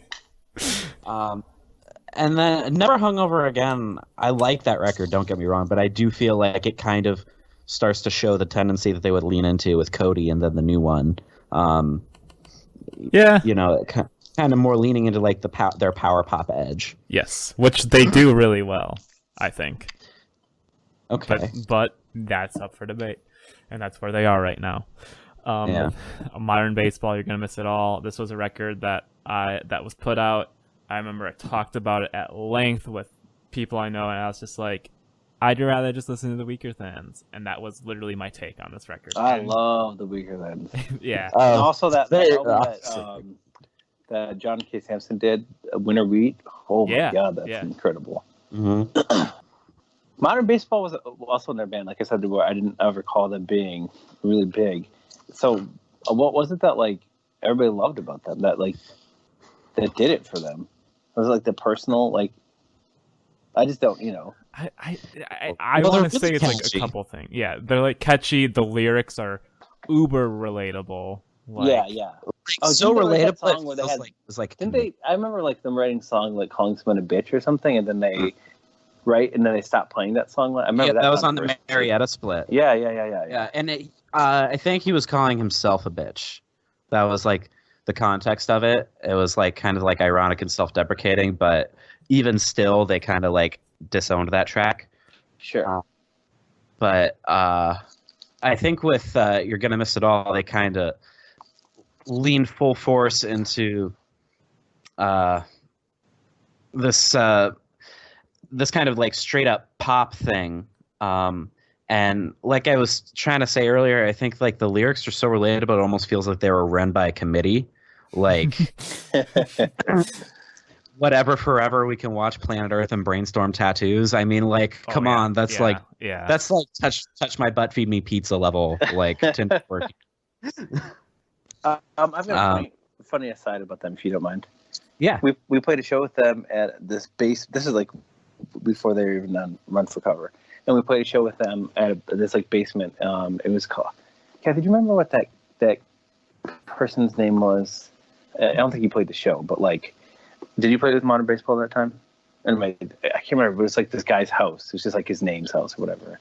And his mom was there or whatever. Anyway, we played the show with them, and I remember like they were their opener, right? They were like really new at the time, and we played with them. And I remember like trading him a CD for a shirt or something, and being happy that I could get rid of his CD because nobody wanted CDs at the point.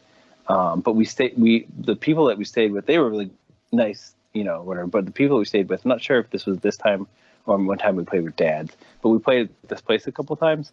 And somebody had a bunch of people had stayed home. So I think it was a bunch of like either late high schoolers or early college people. And we played this show, and then we ended up staying the night at the house. We did it a lot. And somebody ended up. We had like I brought Count Your Lucky Star's discography with me everywhere I went at that point, and so I would sell other bands' records too, right? And I remember somebody had stolen a bunch of records from me, and then his mom, the owner of this venue, had guilted whoever it was, went through everybody's bags and found the records that somebody had stolen. It was like, I don't know, 3 or 4 records. I think it was like a High Tide record or whatever, a couple of records, and it felt so awkward. Like we got our stuff back, but I was like, kind of like I cared, but I didn't care. You know what I mean? It was like really awkward. Like she had like forced she's like, no one's leaving, and we're checking all of your stuff, and it felt like really awkward. But we did get our records back. So that was at that. I think that either that show we played with them or a different show we played at the same house or whatever. But yes, they were very nice. I assume have run into them, and they had some interesting mental burnout too, did they not? Like they weren't they fatigued, and that's why they stopped. They just kept canceling these headline tours too. Right. Yeah. And like I think when Holy Ghost came out, they put out that like documentary about like what a dark place they'd been in. And we're kind of just like going full on like describing it in detail like what was happening with their mental state. And I think that is definitely part of what appealed or what like endeared them to a lot of people. Yeah. It was just kind of that like that transparency. And also the fact that I think they kind of sound like God's Reflex. God's Reflex. Wow, that's a reference. Well, I mean, but God's Reflex Rockford, had a chance. Rockford, Illinois. Johann's Face. The dude. Johann's Face Records. Yeah, the dudes in Chihuahua to be like worshipped that band. So I had never heard of them until they had, and then they even played like a reunion show with them. I think when they got back together. God's Reflex. Yeah. I think that band unfortunately never got that big that push that you were talking about earlier, where like they got rediscovered way later. But right, they really fucking should, because I think they were doing like like what this wave of emo pop was back during the first wave of emo pop. There was a band from Flint, which is really close to where I grew up. I grew up in a town called Fenton, and Flint was like 15 minutes away. So we would always do stuff in Flint if we were doing stuff. And they had this like amazing venue called the Flint Local 432, and that's where we played a bunch of shows in high school. Like we played with Benton Falls and Counterfeit when they were there. Oh. Yeah, which was like one of my favorite shows of all time. Anyway, and we like our last show we played it there because that was like our hometown venue. Anyway, there's another band called Kid Bear Collective that has that same feel to it that I think people, if they listen to it nowadays, that's like a hidden gem where like they never got their respect. They were doing it at that time too. Yeah, similar to God's Reflex, where it's a shame to see some of those bands like that, and they'll probably always live in obscurity. So, but yeah, that was my weird ass take on on modern baseball. Okay, some more records that did decent, but no one even got close to the Hotelier, and that was like the first time that it was just like called super early, like 30 minutes in. It was like, all right, no one's not going to vote for the Hotelier, so I'm going to email Christian. But some of the ones that did, there were 3 other records that like amounted like some votes, and one of those is Free Throw. Those days are gone. I love this record. When I booked Free Throw, there was like 3 guitarists in this band, and I was like, and I could hear them all. You could hear them on the record. But like, I don't know. I think it's really cool when a band can have that many guitar parts and they're all twinkling, but like their choruses are still just like gigantic. Like it's not like 3 guitars doing like crescendo core. It's 3 guitars doing like hugely layered like pop punk styled shit. Yeah, this is definitely like Mineral Gone pop punk, for sure. Who asked for that? I don't know, but I'm glad. I don't know if I'd agree with that assertion, but I think that it's a really, really solid record, and I think that that's another band that like they kill it live. Mm-hmm. You know what I mean? And that adds to the appeal. I mean, and they're very hard on your sleeve. But they did have this. Okay, so we had this 4-way split series, and they recorded a song for it that we didn't end up using. It was going to be on the album actually, and then like it was just like. Their albums are like their lyrics are like really relatable, right? That's like a big part of them too. Like you can really get into it. But this is one song that we ended up not using, and it's like one of the rare times that we've done it. It was just singing about like all these like bands that they loved, like name dropping bands that they loved or whatever. That's so fucking cool. I love that shit. I mean, it was. That album is a good album. It's a really good album, right? But like that song was just too cheesy. You know what I mean? Mm-hmm. It was like knapsack and Manero and this like gruff voice or whatever. But that, because we did like when this album came out pretty much the same time as You Eventually Be Forgotten came out, and so we brought them with us on our full U.S. tour. So we did like a full DIY US. Well, it wasn't DIY. We had a booking agent at the time, but we had a full like tour booked around this whole album, and their album was coming out at the same time. And it was really cool to see like every night like people really connecting with them. And it's kind of like an odd pairing, Empire and Free Throw, but like people really love them, So it's cool that they're so successful. That I'm rooting for them. So. Yeah, they just played the final Bloodfest, and like I've seen the videos of like 2 beers in happening at Bloodfest, and like the reaction is just ridiculous. Yes, people lose their shit for that song. Yeah. So my favorite song is Tongue Tied. That's a good one. Mm-hmm. Oh, was this one big for Count Your Lucky Stars? Yeah, absolutely. Yeah, and that was like when we made this. This was one of the last bands that we signed that we had done like a real push for. This was like at our like I said if you had like a top this would be around the top where we just released. This was paired with our album, and it got a really big push, and it did really well. Like I said, this is unlike Empire. It's like much more like upbeat and relatable, and I would say we talk about You Eventually Forgotten if you want, but like this album was like people really got into it like right away, and they felt like communal about it, and so it was really cool to see, cool to see people like connecting with that stuff. And I'm pretty sure that's people. I mean, they're the exact same band now, that's not a knock on them either. They're the exact same band now. Like very relatable. You can tell their struggles with touring and being away from home and all that stuff. So yeah, it's really big, and I think it's still a big record. A lot of people still listen to it. So, and this is like, I feel like this might be their record. You know what I mean? Like the record that people know them for and like love them. So it's nice to be that's home here. This was a huge record on our emo too. Yes. This was like the beginning of like our emo being the place where hype happened. I don't know what that is. Unless you're talking about you specifically. the emo Reddit subreddit. Yeah, emo. Okay, subreddit. I'm sorry. Yes. Want to talk about La Dispute, Rooms of the House? You can if you want. I don't have much to say about it. I really like that song from Mayor and Spitsville. I mean that's like the banger from the record for sure. Is this the one that has? I thought I see you in my sleep. No, that's like two somewhere at the albums bottom. before that. Yeah. Okay. Yeah. Okay. Well, Keith, this is a Michigan band. This is a Michigan band. Yes. I remember one time we played a show with them. When you're gonna love this. They had a Rage Against the Machine cover set. Like I can't remember. tongue in cheek. I'm so glad that Like literally, that's what like they didn't play as La Dispute. They played as. Do you remember what it was called?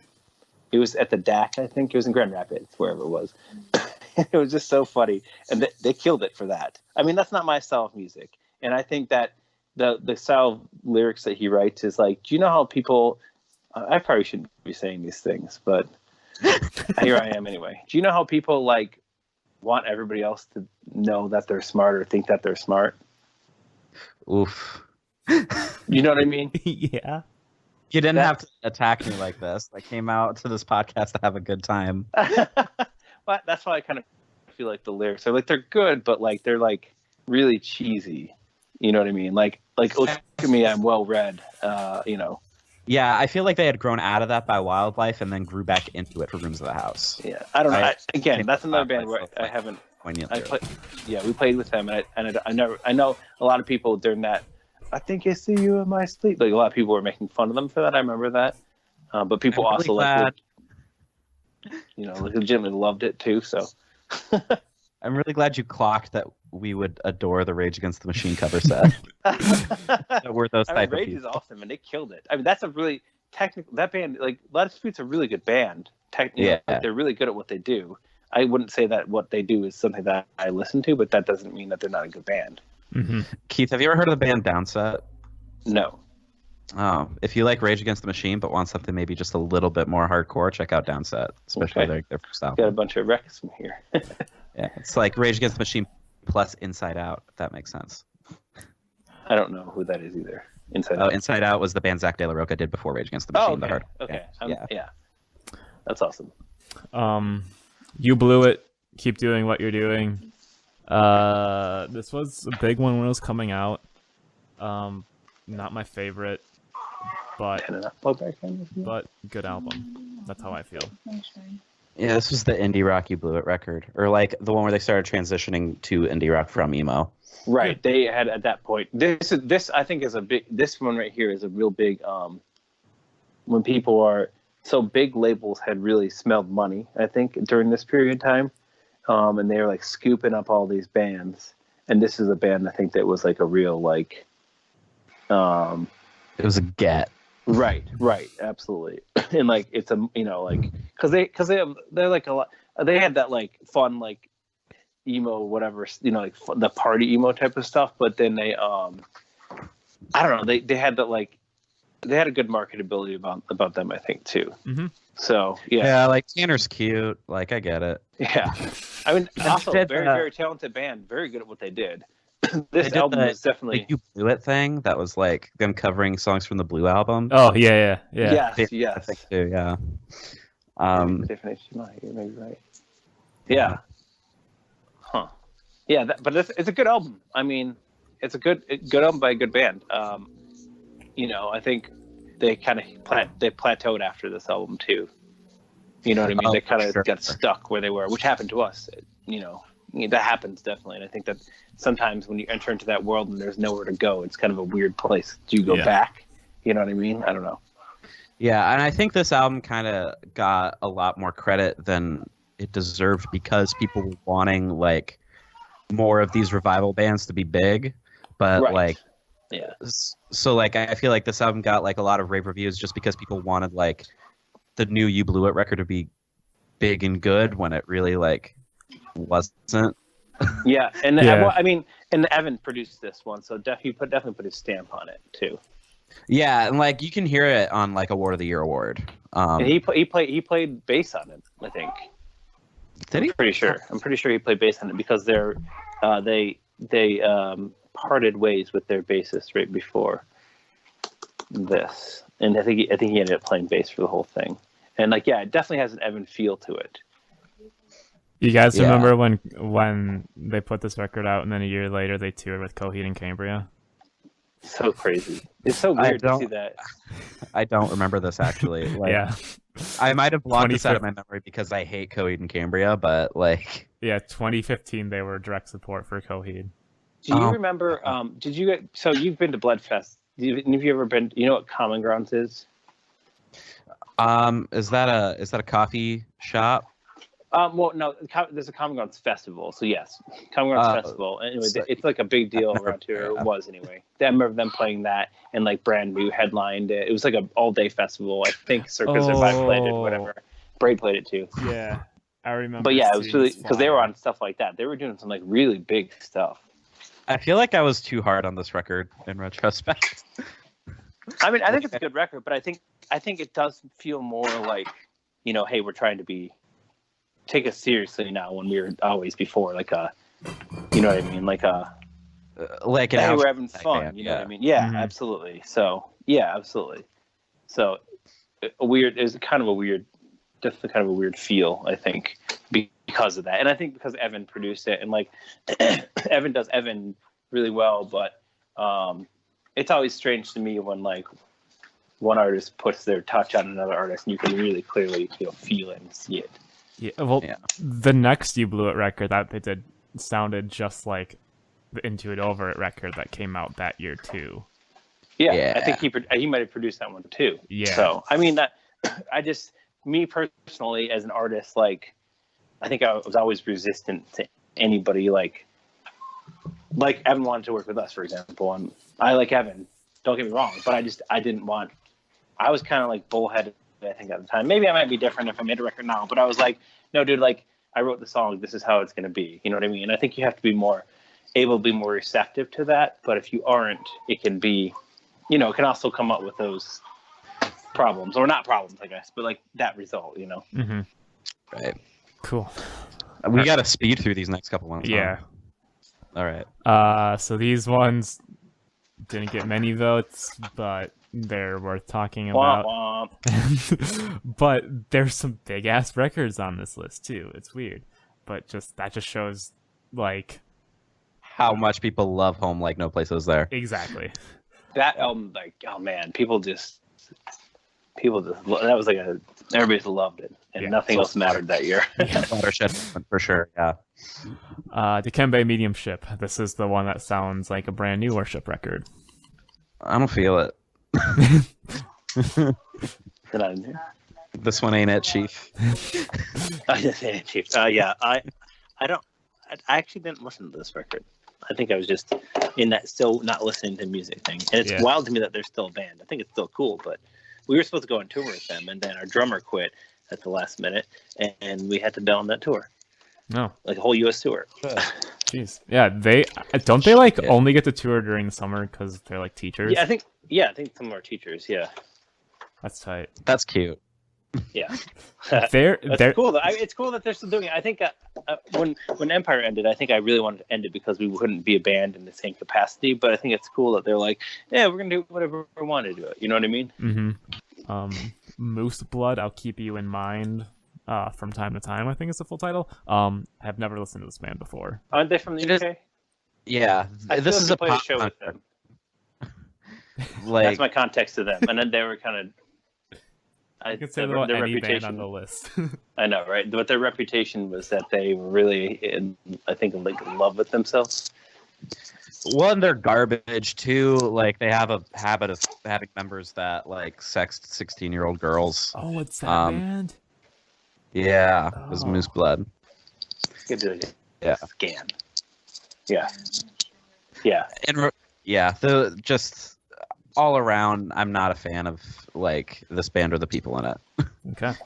I think that was a No Sleep Records. I think that was one of their big ones. That makes sense, yeah. Yeah, because I remember seeing a lot of pictures on Instagram of young kids with moose blood flags. Remember when that was a big thing? Yeah, that was so big for a minute. Wall flags. Oh, and then that got replaced by enamel pins. Yeah. That's how that You know what I just remembered about this band that like is like really ironically fitting in retrospect is they have like that shirt where it's like the kid lying in bed and in like on his wall he has like a poster of Deja Entendu. Oh, that's like really layered. if you really want to date your band, do something like that. I mean, it's just I'll like do it. a sketchy band with merch that references another sketchy band. Yeah. What if Mount Oriander just came out with a new thing and we just had all of those things on the t-shirt? Here are the bands we support, and just put all the bands. If you like these bands, you like us. Christ. Oh shit. Prawn Kingfisher. Man, this album fucking rocks. They were so good. That band is so talented too. That's another band that I feel like never got enough. You know, they're like Appleseed Cast, but like, like an updated version, yeah. Right, yeah. Because Appleseed Cast is incredible. So I don't, but do the ad, yeah. But yeah, incredible band, and I wish that they had gotten more love. Yeah. That Appleseed Cast like comparison is really really apt, but I feel like they do it in, like not a more compressed way, but a more like a little bit of like a harder edge. Yeah. Like you said, I think it's more updated modern Appleseed Cast, despite the fact that Appleseed Cast is somehow still a band. I mean, they're still apparently like killing it too. Well, it's Chris and a bunch of other people. Yeah. Not that that's a bad thing, because I mean Empire ended up being that for a while too. So. I've always been surprised by how, not calling them unpopular, but like I feel like people perennially underrated. But people online ride for them, but like I don't think Prawn's ever done like much in the way of like a headline tour or anything like that, you know? I mean, they did, just like us, they did a bunch of DIY touring. Yeah. They played some shows with Jimmy World, and that's awesome. Oh, really? That is That's cool. I would love to do that. If you got some contacts with Jimmy World, go ahead. I mean, apparently you can just tweet it at him. I know, right? Isn't that what Somos did?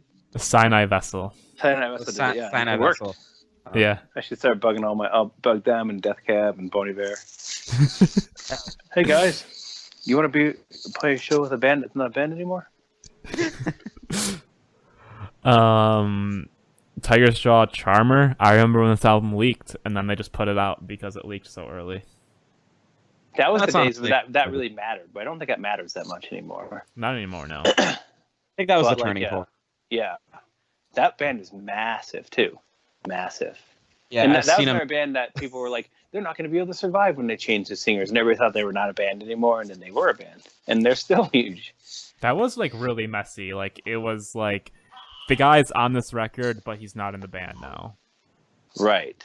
And isn't he doing, like, what is he doing, like, rap stuff or something? I don't know. Like a phase, yeah. He does, like, a emo trap thing. Yeah. He's like the best one at it. In my opinion. I mean, R.I.P. Little Pete. He's the best living one at it. Maybe. Oh my God! Do you see that? I don't care if we speak ill of the dead. Little Pete was so bad. When you're talking about nice that, having you on. I burned bridge after bridge down. No, like I remember he sampled Mineral. Right. Do you remember that? And yes. The Mineral was like, what's happening with this? And he was just like, this is so weird. Why? What happened? What a strange thing. Yeah, that's not my genre. I just remember people sending him to me being like, "Oh, you're gonna fucking hate this so much," and I ended up loving it, maybe because of that. But, yeah. What's the next record? We gotta. Yeah, Tiny Moving Parts, Pleasant Living. I think this like came out like the same day as like Kingfisher, and it was just like a good. I don't know. It was like a cool wave because like a lot of these emo albums are coming out at once. It was like all in one summer and shit. But yeah, this is my first thing with Time Moving Parts, and I really liked it. Okay. I mean, I think this record is fine. It's better than This Couch, but it's not as good as Celebrate. My opinion on Tiny Moving Parts is apparently very weird. I don't think it is. I think that a lot of people have that opinion. You know, I think what people, when they talk about Tiny Moving Parts, they talk about A, they're very nice. Then B, of course, the whole Dylan sex thing, whatever that is. I don't know that much about it because I haven't been paying attention for a long time. But I know enough to know that there was a controversy with that, right? Mm-hmm.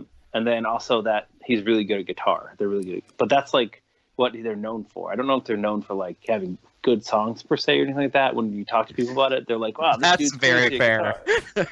You know. Also, I think everyone knows that their lyrics are bad. Oh yeah, they were always that way too. That has never changed. Same with Joyce Manor, just like very bad lyrics. Yeah. I know nothing. I know hardly anything about this band Sport, but Bon Voyage is a semi-big record, and this is just the thing where there was a million bands. There was a sport with a period, and then sports. Yeah, that's very confusing. And I also, do any of these bands actually like sports, or they just? I mean, Mike Kinsella actually likes football, so I get. Yeah, I'm like I don't know if you've seen this, but my condition for Empire getting back together is for the Lions to win the Super Bowl. I'm literally watching a preseason game right now. I'm super into it, but it's just really weird that like all these people, because being like a fan of sports, at least when we were a band, it was like this like shameful thing for a lot of kids. Like I can't admit that I like sports, and it would be funny when I would like talk about it, and then some people would be like, oh my god, I can talk about this with somebody. Yeah, it's a funny thing. I'm a huge sports guy, but yeah, it's totally fine if they don't. But it's just kind of funny to call your band after something and not like it at all. Mm-hmm. Sport are from France. Yeah. Oh, that's this band. Yeah. Okay. Yeah. That's the context of which sport I know what I'm talking about. Yeah. This record was pretty good. Yeah, it was. You ever play a show with them, Keith? I don't know. I don't think so, but I don't know. It's possible. Pianos Become the Teeth, Keep You. This was when they were losing me as a fan. Yeah. I feel like we've talked about this one ad nauseum. But yes, because they've had a lot of records on our lists and stuff. Yeah, this is like their big room indie moment. Empire, you will eventually be forgotten. Trash, move on. This is my favorite release from Empire. Thank you. It was an alienating release to a lot of people because of my lyrics. Because I was of like, the lyrics? really? Well, yeah, I think because a lot of people. Like for the first Empire album, for example, I think a lot of people, it's more vague. Like it could be about anybody or anything. Like a lot of people think that that album is about like a bad relationship, like a romantic relationship. It's actually about like bandmates, mostly like about bandmates or whatever. But anyway, because I've been very fortunate. My wife is amazing, and we started going out when I was like a sophomore in high school. And she was like a junior, so we've been together for a very long time. So all those songs are never about like, bad love or whatever. But anyway, this album is so incredibly literal. Like I was really into writing very, very literal lyrics, right? And I think that some people had a hard time with that, like a really hard time relate because you can't relate to it if it's very specifically about something that you know what I mean. See, I've always felt the opposite. I always feel like the more specific something is, the easier it is for me to relate to it. Because, like, when you're that specific, you kind of evoke the broader feeling. That's what I was going for. What I wanted to do, my goal on that album was to paint a picture that you could just place yourself into it. You know what I mean? But I think that's why it was like a real, like, some people really liked it and some people really did not like it for that reason. And it wasn't because of anything else. It wasn't because of the music, but it was because of the lyrics. I mean, I really liked it. I really like doing that. I think for the new stuff, it's going to be scaled back a little bit, not as hyper specific, but like, yeah, it was interesting to see people's reactions to that. And I think the biggest problem that we had, and we knew this and there was no way to avoid it, is that because there was such a long time between the two records coming out or full lengths coming out, that the expectations were not going to be ever met. Do you know what I mean? For some people.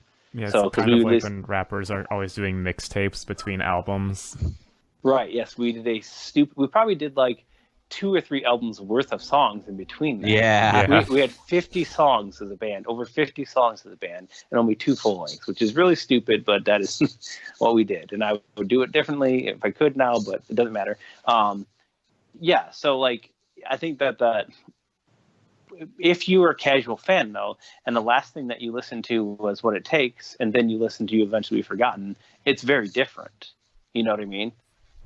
As far as like the progression of a band. Mm-hmm. Yeah, but I think they both kind of stand as like statements of purpose and make sense from like kind of just the sonic evolution standpoint, you know?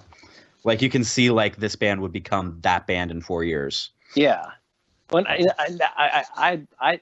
think that because I was in the band, I knew like if you had listened to like the EPs and the splits, it looked like a logical next move.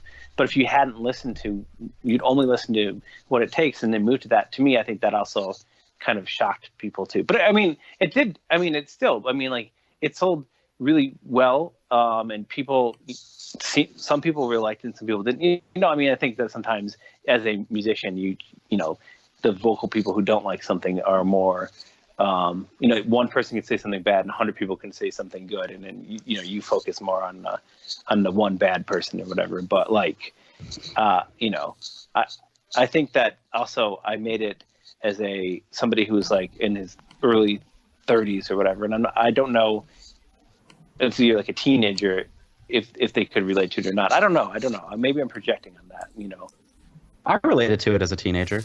Well, that feels good. That's good. I mean, that's important though. I really, that's important. I wanted to do. Like I said, but I don't know.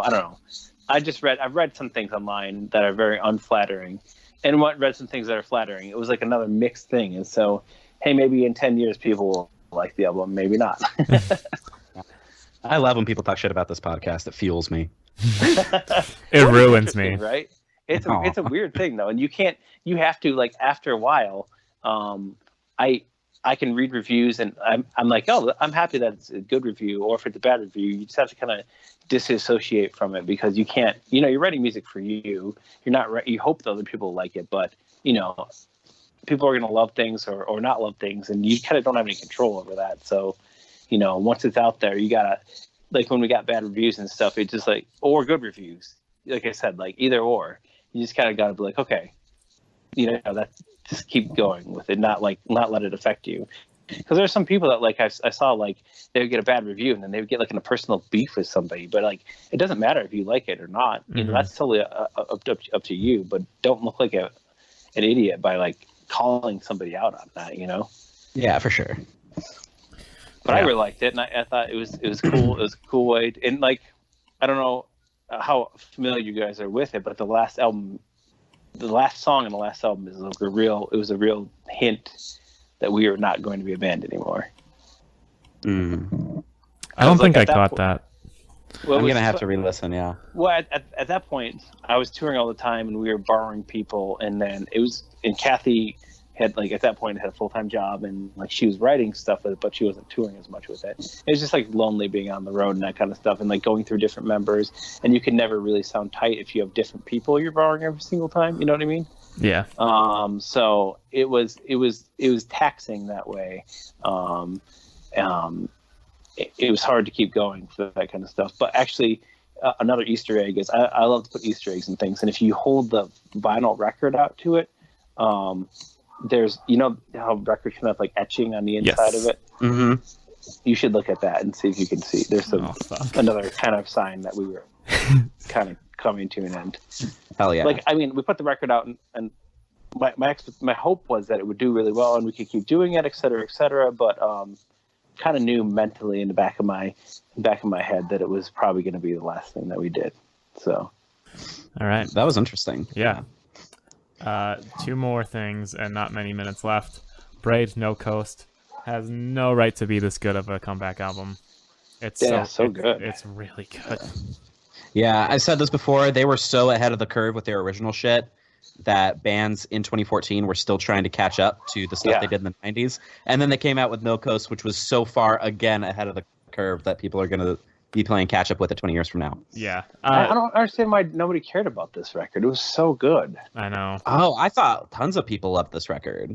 I don't know. I felt like people just didn't like. They were kind of meh on it. My impression was totally different.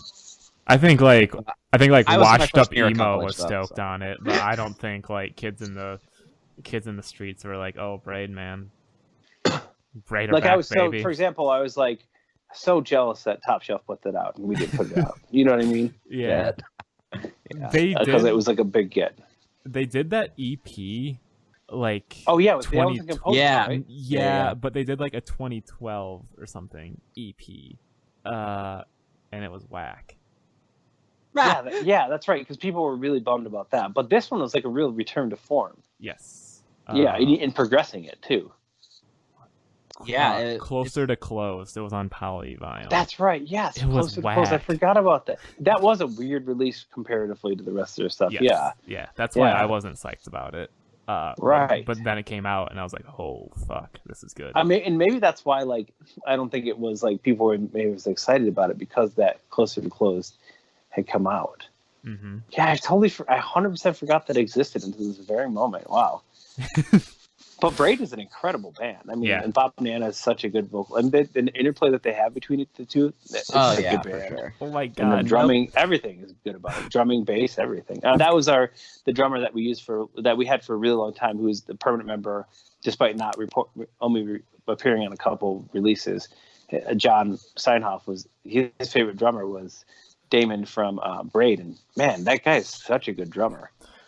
Okay, I found the Pitchfork review for Closer to Closed. It got a 2.8 from Ian Cohen.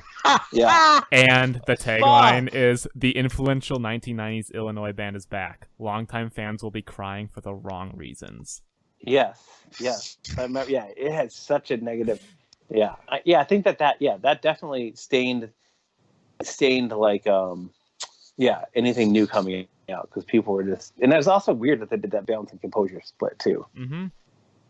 I wonder, like, what kind of management or some kind of shit put that together, because it doesn't seem, I don't know, it's weird. Well, I'm guessing what it is like, they probably weren't paying attention as much about that stuff. I mean, I'd known about Bob for a while, but they probably weren't like paying attention to that stuff as much. And it's probably like, hey, this band's popular, and if you put out a song with them or whatever, like, people will listen to you as well. And they're like, oh, and they're probably like, oh, they like your band too. So it seemed probably like a win-win.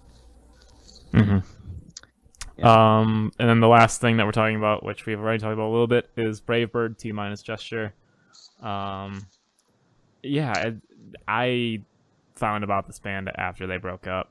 I think I found out of them because their little Elephant session, that's really fucking great. R.I.P. Bravebird. I love this band. They're good. Another sick, perennially underrated band for sure. What do you guys feel about the first album? Love it. Absolutely adore it. So here's a little story about that. They self-recorded their EP, and it was real lo-fi, like real lo-fi. Yeah. And I was like, I'll put out your record, but you guys should go to a studio. And I was like, I don't care where you go, but if you want to go to my guy, like, he does a really good job, because they're also from Michigan too. And they went to my guy, Matt Halliday, and I think Matt did a really good job, but I don't think they just didn't have a good time in the studio. And this is well documented from both parties, but like, as far as like Bravebird goes, I think that they'd never been like a real studio, and they're used to doing things the way that they did it, right? Mm-hmm. And this album they recorded by themselves, and you can tell because they feel so much more comfortable. I think it doesn't sound as good sonically, like the audio recording doesn't sound as good as their album, but like it's just, they really grew into their own as a band for this album. I think it's really, really solid. Mm-hmm. I like everything they ever did. I think this band like will never get enough love. I mean, the knock on them always, obviously I signed them and love them, and I I think that especially this particular album, like what they grew into is really good. But everybody was always just like, oh, they're like a brand new rip-off band, which a lot of bands were doing at the time. So that was like the knock on them. But I think that they really, I mean, like especially but first album's really good. But this particular album is just so like, I don't know, they just really like matured and came into their own. This is so good. Yeah. Rekindle and all these songs, and just thinking about it now, I'm like, even the ugliness of the album is appealing. Yeah. You know what I mean? It's like so bad, it's kind of amazing. It's like takes a lot of guts to do something so ugly, you know, and just like be like, whatever, this is what we're doing. And like Chris is like super talented, so he's done other bands like that nobody cared about after this. Like Senpai was really good. Oh yeah, and I totally forgot about that band. Yep. And then Mike joined Dowsing. Anyway, they're all really good. It's just it just didn't get enough love. That's another one of those bands where I think people look back on and they're like, why didn't people love this band? And they deserved it too. All right. That's 2013 and 2014. And I have one last 2014 album. What is it? Just real quick, I have restricted myself to only one extra album per year. But the final Punch album came out this year on Death Wish. They Don't Have to Believe.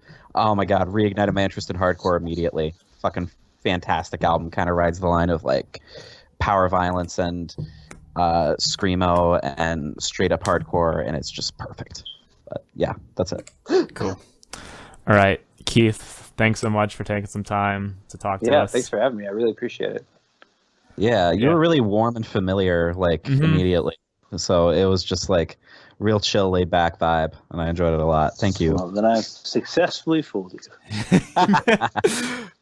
Really excited to hear about your projects and the label coming back. Definitely keep in touch if you want to. Yeah, absolutely. I've got after the podcast ends, I'll email you guys some pretty interesting exclusive information that will hopefully drive all of your listeners nuts to not know. Hell yeah.